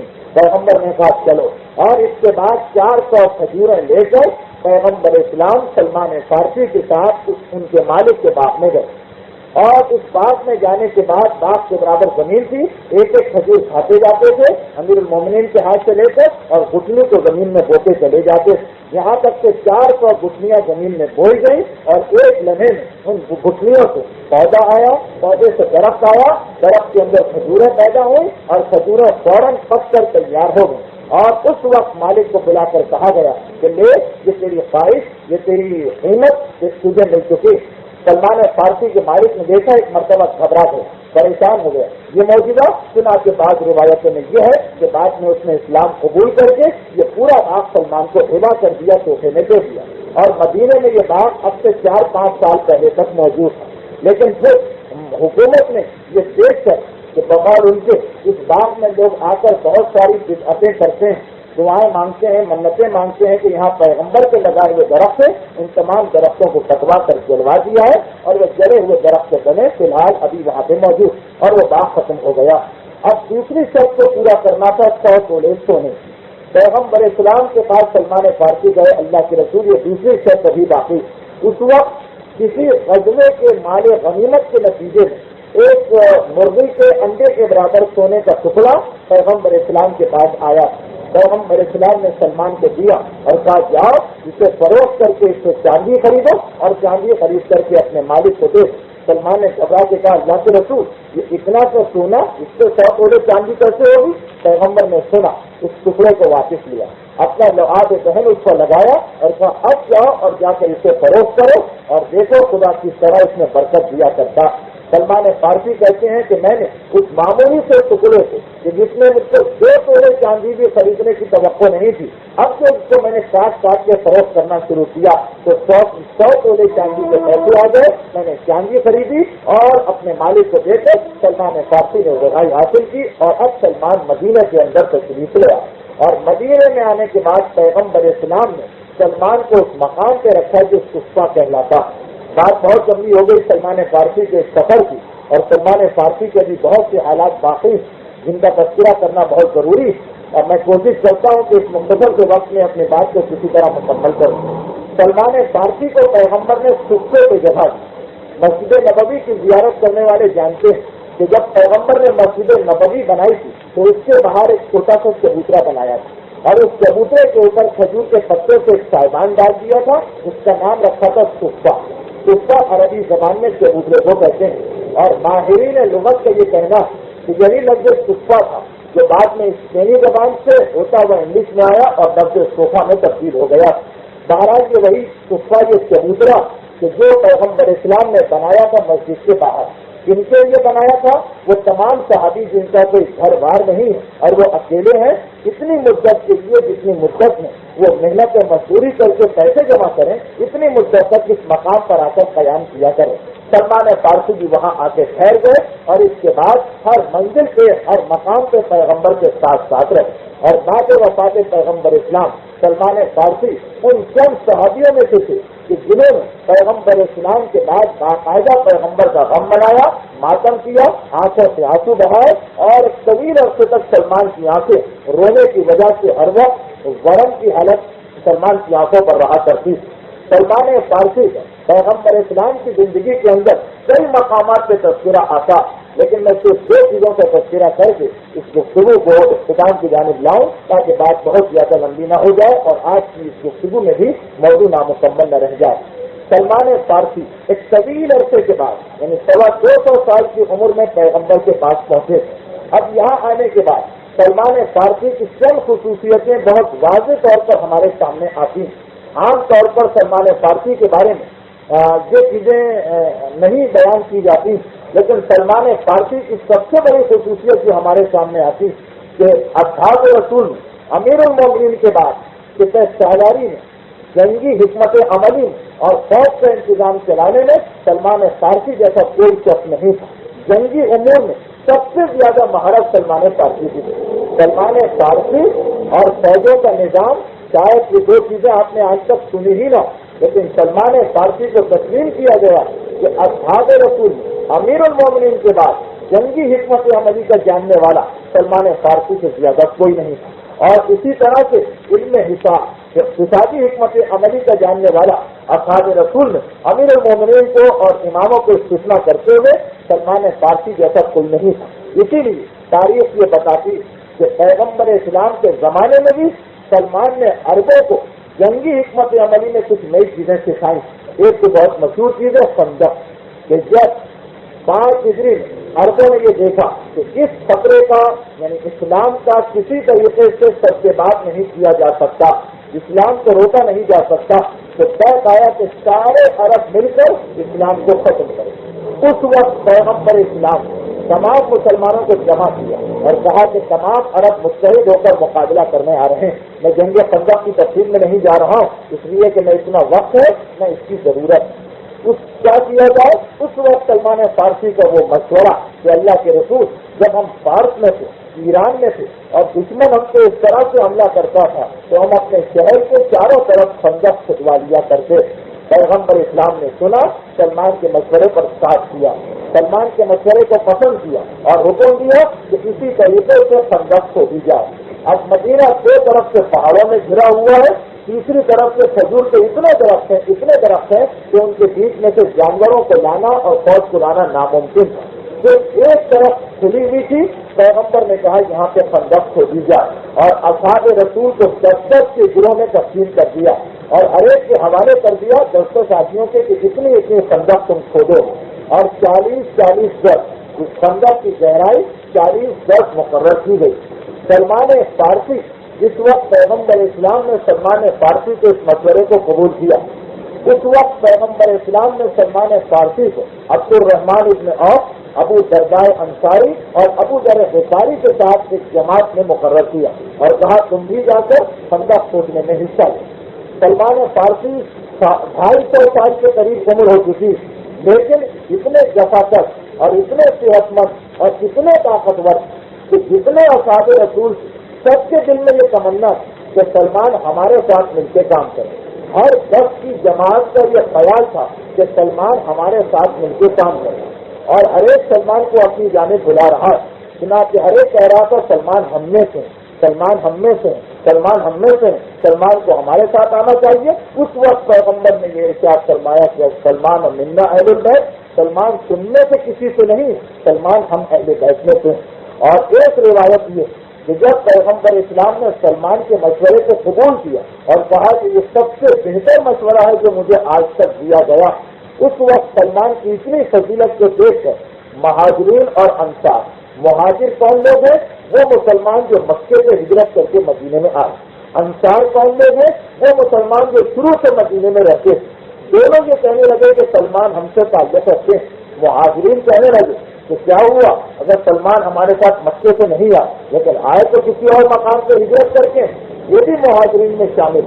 انصار کہنے لگے کہ نہیں، سلمان مدینے کے رہنے والے ہیں، اسلام انہوں نے جب قبول کیا تو یہ مدینے کے باشندے ہو چکے، یہ ہم میں سے۔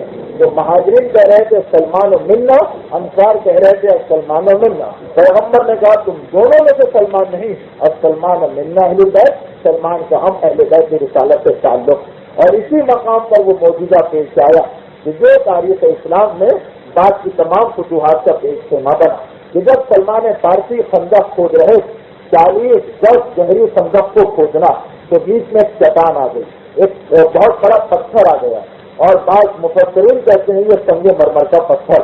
اب جب اتنی بڑی چٹان آ گئی تو اسے کھودنا مشکل ہو گیا۔ جو اس وقت ان کے پاس اوزار تھے مسلمانوں کے پاس، اس سے یہ چٹان نہیں کھد پائی، تو سلمان کے ساتھیوں نے کہا اس کو چھوڑ کر اس کے آس پاس ہم خندق کو کھود لیتے ہیں۔ سلمان نے کہا کہ نہیں، اللہ کے رسول نے 40 گز خندق کھودنے کا حکم دیا، جب تک کہ وہ ہمیں حکم نہ دے اس وقت تک ہمیں اس خندق کو اتنا گہرا کھودنا۔ لوگوں نے کہا سلمان کو کیسے کھودیں، یہ تو پتھر ٹوٹتا ہی نہیں۔ کہا پیغمبر اسلام سے چل کے پوچھو۔ پیغمبر کے قریب آئے اور کہا اللہ کے رسول ایک پتھر بیچ میں آ گیا جو کسی طرح نہیں ٹوٹ رہا۔ پیغمبر نے کہا میں چلتا ہوں۔ آئے خندق میں اترے، کدال کو اٹھایا اور وہ کدال کے 10 آدمی ایک ساتھ چلا رہے تو پتھر پر ذرا سا خراش نہیں پڑ رہا تھا۔ پیغمبر نے ایک مرتبہ کدال چلائی، پتھر میں سے ایک روشنی نکلی، ایک نور نکلا، چاروں طرف پھیل گیا۔ پیغمبر کی زبان سے خدا کا شکر نکلا۔ دوبارہ پیغمبر نے کدال چلائی، پھر ایک نور نکلا، چاروں طرف پھیل گیا۔ پیغمبر کی زبان سے شکر خدا کا جملہ نکلا۔ تیسری مرتبہ پیغمبر نے کدال چلائی، پھر ایک نور نکلا، پتھر ٹوٹ گیا، خندق کھودنے کا سامان ہو گیا۔ پیغمبر نے پھر شکرن للہ کہا۔ لوگوں نے پوچھا اللہ کے رسول یہ آج عجیب بات ہم نے دیکھی، 3 مرتبہ اس سے نور نکلا، تینوں مرتبہ آپ نے خدا کا شکر ادا کیا، اس کی وجہ کیا؟ تو جواب دیا جب پہلی مرتبہ میں نے اس پتھر کے اوپر کدال چلائی اور اس سے نور نکلا تھا تو اس نور کے اندر خدا نے مجھے مغرب کی حکومت، روم کی حکومت دکھائی تھی اور یہ بشارت دی تھی کہ اس پر میرے ماننے والوں کا قبضہ ہو جائے گا۔ دوسری مرتبہ میں نے کدال چلائی، اس سے نور نکلا اور اس کے اندر مجھے ایران کی حکومت، کسرا کا محل اور شاہی خزانہ دکھائی دیا اور خدا نے مجھے بشارت دی کہ ایران پر میرا قبضہ ہو جائے گا۔ جب تیسری مرتبہ میں نے کدال چلائی، اس کے نور میں نے مشرق کی حکومتوں کو دیکھا اور مجھے بشارت ملی کہ مشرق کے اندر میری حکومت، میرے ماننے والوں کی حکومت قائم ہو جائے گی۔ یہ غزوہ خندق تھا جس میں امام زمانہ کی حکومت کی پیشین گوئی ہمارے سامنے آئی، اس لیے کہ ہمارے علماء کہتے ہیں کہ اس روایت کا یہی مقصد ہے کہ مغرب و مشرق اور وسط دنیا یہ تینوں حصے پیغمبر کے ماننے والوں کے قبضے میں آ جائیں گے، اور ایسا صرف ظہور امام کے بعد ہوگا۔ ظہور امام کے سلسلے میں بھی جناب سلمان فارسی سے ایک روایت مروی، لیکن وہ انشاءاللہ گفتگو کی اگلی منزل میں۔ تو سلمان فارسی ایک اس مقام سے نظر آتے ہیں۔ میں بات کر رہا تھا کہ سلمان فارسی کی جنگی حکمت عملی، سپہ سالاری، اس کا تذکرہ بالکل نہیں ہوتا، لیکن ایک یہ منزل تھی کہ جب خندق تیار ہو گئی اور لشکر مکے کا آیا، انہوں نے یہ منظر دیکھا، ایک مرتبہ کہا کہ یہ ضرور اسی فارس والے نے ان کو سکھایا ہے، ورنہ عربوں میں تو آج کا خندق کا رواج نہیں تھا۔ 22 دن کی جنگ کے بعد جنگ خندق ختم ہو گئی۔ اس کے بعد غزوہ خیبر میں سلمان فارسی گئے۔ خیبر کی لڑائی کے بعد جو یہودیوں سے صلح نامہ ہوا، اس میں سلمان فارسی کے دستخط کے گواہ کے طور پہ، اور ہر غزوے میں سلمان فارسی ساتھ ساتھ تھے، یہاں تک کہ وہ منزل آئی جب مکہ فتح ہو گیا۔ مکہ فتح ہونے کے بعد پیغمبر نے طائف سے حملہ کیا۔ یہ طائف وہ شہر جس میں پیغمبر نے ہجرت سے پہلے جب تبلیغ کی تو طائف کے لوگوں نے اپنے بچوں کو پیغمبر کے پیچھے لگایا تھا، اور اتنے پتھر پیغمبر پر مارے گئے تھے کہ سر سے پیر تک پیغمبر خون میں نہا گئے تھے اور جوتیاں خون سے بھر گئی۔ مکے کی فتح کے بعد اب طائف پر حملہ کیا گیا۔ طائف کے شہر کے چاروں طرف ایک چہار دیواری تھی۔ مسلمان فوج وہاں پہنچی تو گھبرا گئی، پریشان ہو گئی، کس طریقے سے اس چہار دیواری کو عبور کیا جائے۔ عربوں کے پاس اس وقت تیر، تلوار، نیزہ اور خنجر، یہ صرف 4 ہتھیار تھے، اور ان 4 ہتھیاروں سے وہ اس دیوار کو نہیں توڑ سکتے تھے۔ اس وقت پھر ایک مرتبہ سلمان فارسی سامنے آئے، اور پہلی مرتبہ عرب میں منجنیق جو آج کی توپ کی ابتدائی شکل جس کے اندر پتھر کو رکھ کر اسے پھینکا جاتا اور پتھر جہاں جاتا ہے وہ دیواریں توڑ دیتا، تو سلمان فارسی نے پہلی منجنیق یعنی مسلمانوں میں پہلی توپ سلمان فارسی نے بنائی، اور کہا اللہ کے رسول، جب ہم ایران والے کسی ایسے مقام پر جاتے تھے جہاں ہمارا دشمن چہار دیواری میں بیٹھ جاتا تھا تو ہم منجنیق میں پتھر رکھ کر اس کی چہار دیواری کو توڑا کرتے تھے۔ پیغمبر کے حکم سے سلمان فارسی نے منجنیق تیار کی، اور اس کے نتیجے میں طائف شہر کے اوپر مسلمانوں کا قبضہ ہوا۔ یہ سلمان فارسی کی اہمیت کہ بعد پیغمبر حکومت وقت سے سلمان نے کھلا مخالفت کا اظہار کیا، یہاں تک کہ جب ایک نمائندہ سلمان کے پاس آیا اور آ کر کہا کہ اے سلمان، علی نے بیعت نہیں کی، بنو ہاشم نے بیعت نہیں کی، اس لیے کہ وہ اپنے آپ کو مسلمانوں میں سب سے برتر سمجھتے ہیں رسول کی قرابت داری کی وجہ سے، مگر تم بیعت کیوں نہیں کر رہے؟ تم تو بنو ہاشم جیسے نہیں۔ تو جواب دیا، انا شیعہ بہن، میں علی کا شیعہ اور ہر چیز میں علی کی پیروی کروں گا۔ جو علی سے محبت کرے گا میں اس سے محبت کروں گا، اور جو علی سے دوری اختیار کرے گا میں اس سے دوری اختیار کروں گا۔ الگ اعلان سلمان فارسی نے اعلان بغاوت کیا، لیکن اس کے باوجود یہ سلمان فارسی کی اہمیت تھی مسلمانوں کی نگاہ کہ جب مسلمانوں نے ایران پر حملہ کیا تو سلمان فارسی کو سپہ سالار بنا کر بھیجا گیا۔ سلمان فارسی نے امیر المومنین سے پوچھا، مولا نے کہا اس تحفے کو قبول کر لو۔ چنانچہ سلمان فارسی اس لشکر کے سپہ سالار بنا کر بھیجے گئے جس نے ایران کو فتح کیا تھا اور ساسانی سلطنت کا خاتمہ کیا تھا۔ اس کے بھی کئی واقعات ہیں کہ کس طرح سلمان نے ہر مشکل میں مسلمانوں کی مدد کی اور ایسی سپہ سالاری کا مظاہرہ کیا کہ تاریخ اس سے پہلے اسلامی تاریخ میں ایسا کوئی سپہ سالار نہیں دکھا سکی۔ یہ بدقسمتی ہے مسلمانوں کی کہ سلمان فارسی کی زندگی کے اس پہلو کو بالکل دبا دیا گیا، اور تصور یہ کیا جاتا ہے کہ پورا آدمی گھر کے گوشے میں عبادت کیا کرتا تھا، اس کا نام سلمان تھا۔ سلمان آخری عمر تک تلوار چلاتے رہے۔ ایران کو سلمان نے فتح کیا۔ ایران فتح ہونے کے بعد ایک بڑا مسئلہ پیدا ہو گیا، وہ یہ کہ ایران کی حکومت ایک بہت بڑی حکومت تھی، اس کا خزانہ دنیا کا سب سے بڑا خزانہ تھا۔ اب جب وہ پیسے آئے تو اس مال غنیمت کو تقسیم کرنا یہ مشکل ہو گیا تھا۔ عربوں میں کوئی اتنا بڑا علم حساب اس وقت نہیں تھا کہ اس دولت کو تقسیم کرے۔ چنانچہ خلافت وقت نے سلمان سے درخواست کی کہ آپ ہی اس شعبے کو سنبھالیں اور اس مال غنیمت کو تمام مسلمانوں سے آپ تقسیم کریں۔ مولا کے حکم سے سلمان فارسی نے اس عہدے کو بھی قبول کر لیا تھا۔ تو سلمان فارسی کی زندگی کے یہ پہلو جو ہم سے بالکل پوشیدہ رکھے جاتے ہیں، لیکن جگہ جگہ سلمان فارسی کی زندگی کا یہ پہلو ہمارے سامنے آتا، اور اس کے ساتھ ساتھ پھر سلمان کی زندگی کا وہ پہلو کہ سلمان فارسی ہر مقام کے اوپر حقیقت کو بیان کر رہے ہیں، اہل بیت کی عظمت کو ہمارے سامنے پیش کر رہے ہیں۔ اسی لیے سلمان فارسی پر پیغمبر اسلام کو اتنا اعتماد اور اتنا بھروسہ کہ راتوں کو بٹھاتے تھے پیغمبر سلمان کو اپنے پاس، اور بٹھانے کے بعد اکیلے تنہائی میں سلمان کو کچھ علوم دیے جاتے۔ وہ علوم کون سے تھے یہ تو تاریخ نہیں بتاتی، لیکن ہاں ایک واقعہ اس میں بھی ملتا کہ جب یہ لوگ جا رہے تھے فتح کرنے کے لیے ایران، تو ایران کی طرف جاتے ہوئے راستے میں کربلا کا میدان آیا. سلمان فارسی رک گئے اور کہا یہ وہی میدان ہے جس کے اندر ہمارے بھائی جہاد کریں گے، اور یہاں پہ اولین و آخرین کا سردار اور اولین و آخرین کی بہترین مخلوق شہید کیا جائے گا. میدان کربلا میں سلمان فارسی، اسلامی تاریخ میں سب سے پہلے سلمان فارسی نے کربلا کے میدان میں کھڑے ہو کر امام کی شہادت کی پیشین گوئی کی. زہیر خین کربلا کے شہیدوں میں شہید ہے. جب امام مکے سے کوفے کی جانب جا رہے تھے امام حسین، تو اس وقت زہیر خین بھی عراق کی جانب جا رہے تھے، لیکن وہ امام کے لشکر میں شامل نہیں ہوئے کیونکہ حکومت سے ڈرتے. ایک منزل سے امام کا لشکر اپنی جگہ اترا تھا، زہیر خین کا لشکر اپنی جگہ اترا ہوا. امام حسین کا قاصد آیا، کہا زہیر تمہیں امام بلا رہے ہیں. اب زہیر کے پاس بچنے کی کوئی جگہ نہ رہی تھی، حکم امام آ گیا. امام حسین کے پاس آئے، امام حسین سے بات چیت ہوئی، وہ ایک بالکل الگ موضوع، اور اس کے بعد زہیر امام کا ساتھ دینے کے لیے لشکر میں شامل ہوئے. اپنے قافلے میں آئے، بیوی کو طلاق دی، ان سے جدائی اختیار کی اور امام کے لشکر میں شامل ہو گئے. اب تاریخ یہ بتاتی کہ جب کربلا کے جہاد کا آغاز ہوا تو اس وقت زہیر انتہائی خوشی کے ساتھ جہاد میں حصہ لے رہے. کسی نے پوچھا زہیر بڑے خوش، کیا بات؟ کہا کہ ہاں مجھے سلمان فارسی کا جملہ یاد آ گیا. جب ایران کی فتح کے لیے ہم جا رہے تو اس وقت میں اس لشکر میں تھا جس کے سپہ سالار سلمان فارسی. جب ہم نے ایرانیوں کو شکست دی اور شکست دے کر اس حکومت کا خاتمہ کر کے اس حکومت کا جس حکومت نے پیغمبر اسلام کی شدید توہین کی، جب پیغمبر نے ایران کے حاکم کے نام خط لکھا تھا کہ میں دین لے کے آیا ہوں، اسے قبول کر لوں، یہ مصر کے حاکم کو بھی لکھا، روم کے حاکم کو بھی لکھا، ایران کے حاکم کو بھی لکھا، حبشہ کے حاکم کو بھی لکھا.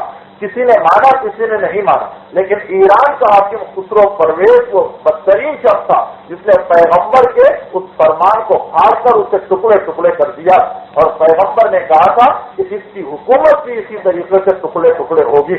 تو جب مسلمانوں نے اس حکومت پر قبضہ کر لیا تھا تو بہت خوش تھے کہ ہاں آج ہم نے ایک طریقے سے اس توہین کا بھی بدلہ لے لیا جو ہمارے رسول کے ساتھ اس حکومت نے روا رکھی. چنانچہ زہیر کہہ رہے تھے کہ میں اس دن بہت خوش تھا. سلمان نے مجھے دیکھا، کہا بہت خوش ہو؟ کہا کہ ہاں آج میں نے اتنے بڑے جہاد میں کامیابی حاصل کی. تو زہیر کہتے ہیں اس وقت سلمان نے مجھ سے کہا کہ تم کس سے زیادہ اس دن خوش ہو گے جس دن تم رسول کے نوازے کے قیادت میں کربلا کے میدان میں جہاد کر رہے ہوگے. اور آج میں دیکھ رہا ہوں کہ سلمان کی بات پوری ہو رہی. تو سلمان کو پیغمبر نے ایک ایسا علم عطا کیا تھا کہ جس کی وجہ سے سلمان کا سلسلہ براہ راست نہ صحیح تو بالواسطہ طور پر وحی الہی سے مل گیا تھا. راتوں کی تاریکی میں پیغمبر سلمان کو لے کے بیٹھا کرتے تھے اور اتنی بات چیت کیا کرتے تھے کہ ام المومنین جناب عائشہ کی روایت ہے کہ ہم لوگ یعنی تمام ازواج رسول ہم لوگوں کو سلمان سے انتہائی حسد ہو جایا کرتا تھا اور ہم ڈرتے تھے کہ یہ ہماری باری کی رات پیغمبر ہر رات کو ایک روزہ کے یہاں جایا کرتے. ہم ڈرتے تھے کہ کہیں ایسا نہ ہو کہ ہماری باری کی پوری رات سلمان کے ساتھ بات چیت میں گزر جائے اور اللہ کے رسول ہمارے گھر میں آ بھی نہ سکے. اور ایسی کتنی ہی راتیں گزر بھی گئی. اتنا اعتماد تھا پیغمبر اسلام کو سلمان فارسی کے اوپر. اور سلمان فارسی پیغمبر اسلام کی ایک اور خدمت کرتے ہوئے نظر آ رہے ہیں جو تاریخوں میں موجود ہے لیکن ہم کو اور آپ کو نہیں بتائی جاتی، اور وہ یہ ہے مترجم کی خدمت. پیغمبر اسلام تمام کائنات کے علوم سے واقف، تمام دنیا کی ہر ملت و مذہب کی زبان کو جانتے ہیں، لیکن پیغمبر نے اپنے اس علم کا اظہار نہیں کیا. چنانچہ جب ایک مرتبہ ایران سے ایک وقت آیا پیغمبر اسلام کے پاس تاکہ دیکھے تو صحیح ہے پیغمبر ہے کون جو اس قسم کی بات کر رہا. جب پیغمبر اسلام کے پاس آیا تو اس وقت وہ فارسی بولنے والے، پیغمبر کی یہاں کی زبان عربی. چنانچہ تاریخوں میں ہے کہ سلمان فارسی اس دن بیچ میں بیٹھے تھے اور وہ ایرانی وقت فارسی میں پیغمبر سے سوال کرتے، سلمان فارسی اس کا ترجمہ کرتے، پیغمبر جواب دیتے، سلمان فارسی اس کا ترجمہ کر کے اس وقت کو سنایا کرتے. تو مترجم کی خدمت بھی پیغمبر اسلام کی سلمان نے انجام دی، اور یہ خدمت سوائے سلمان کے اور کسی صحابی کے نصیب میں نہیں آئی. اس کے ساتھ ساتھ یہ بھی کہا جاتا کہ قرآن کریم کا فارسی ترجمہ سب سے پہلے سلمان فارسی نے کیا۔ اب سلمان فارسی کی زندگی کے حالات اور واقعات، میں تو ابتدائی حالات میں اتنا وقت نکل گیا کہ میں تفصیل میں نہ جا سکا۔ ہر منزل پہ سلمان فارسی کی زندگی کے ایسے واقعات اور ایسے حالات کہ انسان حیران رہ جاتا کہ سلمان فارسی نے کس طریقے سے ان تمام چیزوں کے ساتھ اپنی زندگی کو گزارا۔ سلمان فارسی کی ایک طرف سادگی دیکھے تو اتنی سادگی کہ سلمان فارسی کا کل اثاثہ، جب سلمان فارسی نے ایران کو فتح کر لیا تو اس وقت حکومت وقت نے سلمان کو وہاں کا گورنر بنایا مدائن۔ سلمان نے یہ عہدہ قبول نہیں کیا۔ حکومت نے زور دیا کہ آپ کو یہ عہدہ قبول کرنا پڑے گا، آپ کے علاوہ کوئی وہاں کے حالات کو نہیں سنبھال سکتا۔ مولا نے کہا سلمان اس عہدے کو قبول کر دو۔ سلمان نے اس عہدے کو قبول کیا اور مدینے سے چلے گورنر بننے سے۔ کیا سامان لے کے چلے؟ ایک کرتا ہے سلمان کے جسم پر جو ہمیشہ پہنا کرتے ہیں، اور ایک سواری کا جانور، ایک گدھا جس پر زین تک نہیں ہوتی، اور اس کے ساتھ ایک قرآن ہے، ایک تلوار ہے، ایک عصا ہے، ایک لوٹا۔ یہ 4 چیزیں ہیں سلمان کے پاس اور پر اس کے علاوہ سلمان کے پاس کچھ نہیں۔ یہ 4 چیزیں لے کر سلمان فارسی گورنر بننے کے لیے مدینے سے مدائن میں پہنچے، اور وہاں جانے کے بعد اب سلمان نے اپنے انہی 4 چیزوں سے ایک مرتبہ مدائن میں سیلاب آ گیا، دریائے دجلہ کا پانی جو تھا بڑھنے لگا اور شہر کے اندر داخل ہو گئے۔ لوگ گھبرائے، پریشان ہوئے، سامان سمیٹو، پیسے جمع کرو، کیا نہ کرو، لوگ گھبرا رہے ہیں۔ سلمان کے کمرے میں پانی داخل ہوا، سلمان نے یہ 4 چیزیں سمیٹی، بھیڑ کی وہ کھاد جس سے سوتے تھے اس میں ڈالی، باندھی، گٹھی کمر پہ رکھی اور پہاڑ کے اوپر چڑھ گئے۔ دیکھا کہ مجھ سے پہلے جن کے گھروں میں پانی آ چکا اور جو مجھ سے پہلے آ کے کہہ رہے تھے کہ اے حاکم وقت یہاں سے نکلیے پانی آ رہا، وہ اب تک اپنے گھروں کا ساز و سامان اکٹھا کر رہے ہیں، اور ایک چیز کو جمع کرتے ہیں، پانی بہا کر لے جاتا ہے دوسری چیز کو، اس کے پیچھے جاتے ہیں، پہلی چیز نکل جاتی۔ سلمان نے دیکھا، دیکھنے کے بعد کہا کہ اے شہر والوں، قیامت کے دن بھی بس ایسا ہی ہوگا، جس کے پاس اتنا کم ساز و سامان ہو جس طریقے سے میرے پاس تھا، ذرا مصیبت آئی اور میں اس سے بچ گیا۔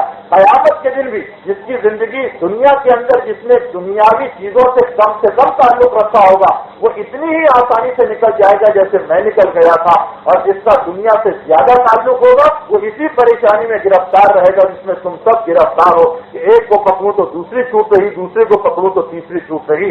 تو سلمان فارسی کی زندگی کی سادگی، ایک طرف اتنی سادہ زندگی کہ سلمان نے تمام زندگی کبھی مکان نہیں بنایا۔ یہ عجیب بات تاریخ بتاتی ہے، تمام زندگی کبھی مکان نہیں بنایا، صرف ایک مرتبہ ایک جھوپڑی سلمان کے لیے حذیفۃ الیمانی نے بنائی۔ حذیفۃ الیمانی خود ایک انتہائی جلیل القدر صحابی، صرف ایک مرتبہ ایک جھوپڑی بنائی تھی، وہ بھی کس طرح؟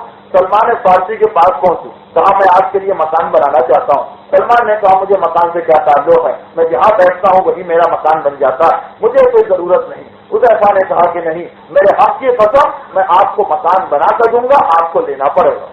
سلمان نے پوچھا کیسا مکان بناؤ گے؟ اب ایک دوست کے لیے مکان بنا رہا، لیکن حذیفۃ الیمانی سلمان کو جانتے، کہا کہ میں ایسی جھوپڑی آپ کے لیے بنا رہا ہوں کہ اگر کوئی شخص کھڑا ہو تو اس کا سر چھت سے ٹکرانے لگے، اور اگر کوئی شخص لیٹے تو اس کی ٹانگیں دیوار سے ٹکرانے لگے۔ سلمان نے کہا یہ میرے لیے سب سے مناسب مکان اور ایسا ہدیہ ہے تو میں اس کو قبول کرتا ہوں۔ وہ جھوپڑی حذیفۃ الیمانی نے بنائی، کچھ سال سلمان نے گزارے، پھر آندھی آئی مدینے میں، وہ جھوپڑی بھی اڑ گئی اور سلمان پھر بغیر مکان کے ہو گئے۔ لیکن اس کے باوجود کسی مقام پر سلمان فارسی کی زبان سے خدا کا شکوہ اور شکایت نہیں نکلی، بلکہ ایسے واقعات ہمارے سامنے سلمان فارسی کی قناعت کے اور خدا کے اوپر توکل کے آتے ہیں کہ انسان حیران ہو جاتا کہ سلمان فارسی نے اس انداز سے بیوی بچوں کے ساتھ کس طرح زندگی گزاری۔ لیکن ہاں، یہ سلمان فارسی کی سیرت، ایک طرف اتنی سادہ سیرت، جس طریقے سے آپ نے دیکھا مکان نہیں بنایا، تمام زندگی صرف ایک کرتا پہنا، وہ عربی کرتا جو اوپر سے لے کر نیچے تک ہوتا، وہ بھی گھٹنوں تک ہوا کرتا، اس کے نیچے کوئی لباس نہیں، تمام زندگی صرف ایک کرتا، ایک لوٹا اور ایک تلوار پر زندگی گزاری، کوئی مکان نہیں بنایا۔ لیکن بیوی بچوں کے لیے سلمان فارسی کی تاریخ، بلکہ یہ چھٹے امام سے جب لوگوں نے آ کر اعتراض کیا تھا، مولا پیغمبر کے صحابی تو بڑی غربت میں رہا کرتے اور آپ اتنی عیش و آرام کی زندگی گزار رہے، تو پیغمبر نے سلمان کی مثال دی تھی کہ یاد کرو سلمان کا واقعہ کہ سلمان نے کبھی جب بھی ان کے پاس پیسہ ہے، بیوی بچوں کے کھانے پینے میں پیسے کی کمی نہیں تھی، بلکہ 5,000 درہم سلمان کا وظیفہ بیت المال سے مقرر۔ جب سلمان کو وظیفہ ملتا تو فوراً سب سے پہلا کام یہ کرتے کہ سال بھر کا اپنے بیوی بچوں کا غلہ خرید کے رکھ دیا کرتے تھے اور باقی راہ خدا میں خیرات کر دیا کرتے تھے۔ ان سے بالکل ہٹ کر کہ اگر غربت میں زندگی، سادہ زندگی گزارنا ہے تو انسان اپنے نفس کے ساتھ سادگی اختیار کرے، حقداروں کو ان کا حق دینا۔ سلمان کی بیوی اور بچوں کو تمام زندگی ایک پیسے کی خدمت اور پریشانی نہیں، اور اس سلمان نے تمام زندگی سادگی کے ساتھ گزار دی، یہاں تک کہ سلمان کا آخری وقت آ گیا۔ بڑی باتیں رہ گئی، بڑے واقعات رہ گئے، سلمان کی ساری مشہور ترین روایتیں اور احادیث بیان ہونے سے رہ گئیں، لیکن کیا کروں، وقت اتنا گزر گیا کہ نہ فقہی مسائل کا وقت ہے، نہ اس تفصیل میں جانے کا وقت ہے۔ بہرحال سلمان فارسی کا آخری وقت آ گیا، مدائن میں سلمان فارسی، اور اس وقت انتقال سے کچھ پہلے سلمان نے ایک اور خدمت مسلمانوں کی انجام دی۔ ذرا دیکھیں سلمان کن کن شعبوں کے ماہر تھے کہ آج تک ہم کو بتایا ہی نہیں گیا۔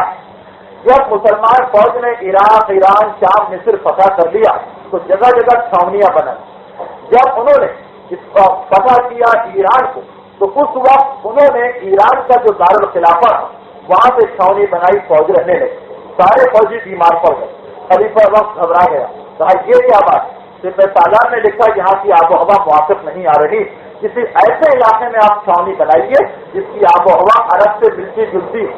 اب حکومت وقت کی نگاہ کس پر پڑی؟ یہ کون سا معاملہ ہے؟ جغرافیہ کا مسئلہ، ماحولیات کا مسئلہ کہ کون سا علاقہ صحیح رہے گا، کس پر نگاہ پڑی؟ امیر المومنین کے 2 اصحاب پر، حذیفۃ الیمانی، سلمان فارسی کو خط لکھا گیا کہ آپ ایک احسان اور کر دیجئے، اور وہ یہ کہ تمام جو ایرانی حکومت اس میں آپ دوڑ دھوپ کر کے دیکھیے کہ سب سے بہتر علاقہ کون سا ہے جہاں عرب فوج رہ سکے۔ سلمان فارسی دریائے فرات کے مغرب سے چل رہے ہیں ڈھونڈتے، حذیفۃ الیمانی دریائے فرات کے مشرق سے چل رہے ہیں، مغرب اور مشرق سے دونوں چل رہے ہیں، اور دونوں چلتے چلتے جب کوفے کے مقام پر پہنچے دونوں کی ملاقات ہوئی اور وہ علاقہ دونوں کو پسند آ گیا۔ وہاں کچھ جھاڑیاں تھی اور 10-15 جھوپڑیوں پر مشتمل ایک گاؤں تھا۔ سلمان نے خط لکھا کہ یہ سب سے بہتر مقام ہے، چھاونی کریے۔ چنانچہ کوفے کا شہر بنایا گیا سلمان فارسی کے مشورے پر، اور یہ سلمان فارسی کا وہ مشورہ تھا جسے بعد میں امامت نے اس طرح قبول کیا کہ میرے مولا اپنا دارالخلافہ وہاں پہ لے کے آ گئے۔ سلمان فارسی کی زندگی کے مختلف پہلو دیکھے، ان پر میں نے بحث کی ہی نہیں، اس لیے کہ وہ تو پیغمبر کی حدیث ہے اپنے صحابیوں کو دیکھ کر کہ علم میں تم میں سلمان سے زیادہ کوئی نہیں ہو سکتا۔ یہ سلمان کی زندگی تھی۔ کوفے کی اس مہم کے بعد سلمان مدائن میں آ گئے، دوسری خلافت ختم ہو گئی، تیسری خلافت ختم ہوئی، سن 36 عیسوی تھی، سلمان کا آخری وقت قریب آ گیا۔ اسبق ابن نباتہ سے کہا مجھے قبرستان لے جاؤ۔ اسبق ابن نباتہ جو اس وقت مدائن میں آئے ہوئے تھے، مولا کے صحابی، یہ سلمان فارسی کو لے کے قبرستان میں آئے مدائن کے۔ سلمان وہاں بیٹھے اور ایک قبر کے مردے سے سلمان نے گفتگو کی جو مرزا حسین نوری نے نفس الرحمان نامی کتاب میں لکھی ہے کہ موت کی تمام کیفیتیں اس مردے نے بتائی تھی۔ سلمان نے سنا، سننے کے بعد ایک مرتبہ اسبق سے کہا میرا آخری وقت قریب آ رہا۔ کلمہ شہادتین پڑھ کے اس تختے پر لیٹ گئے جس پر ان کو لایا گیا تھا۔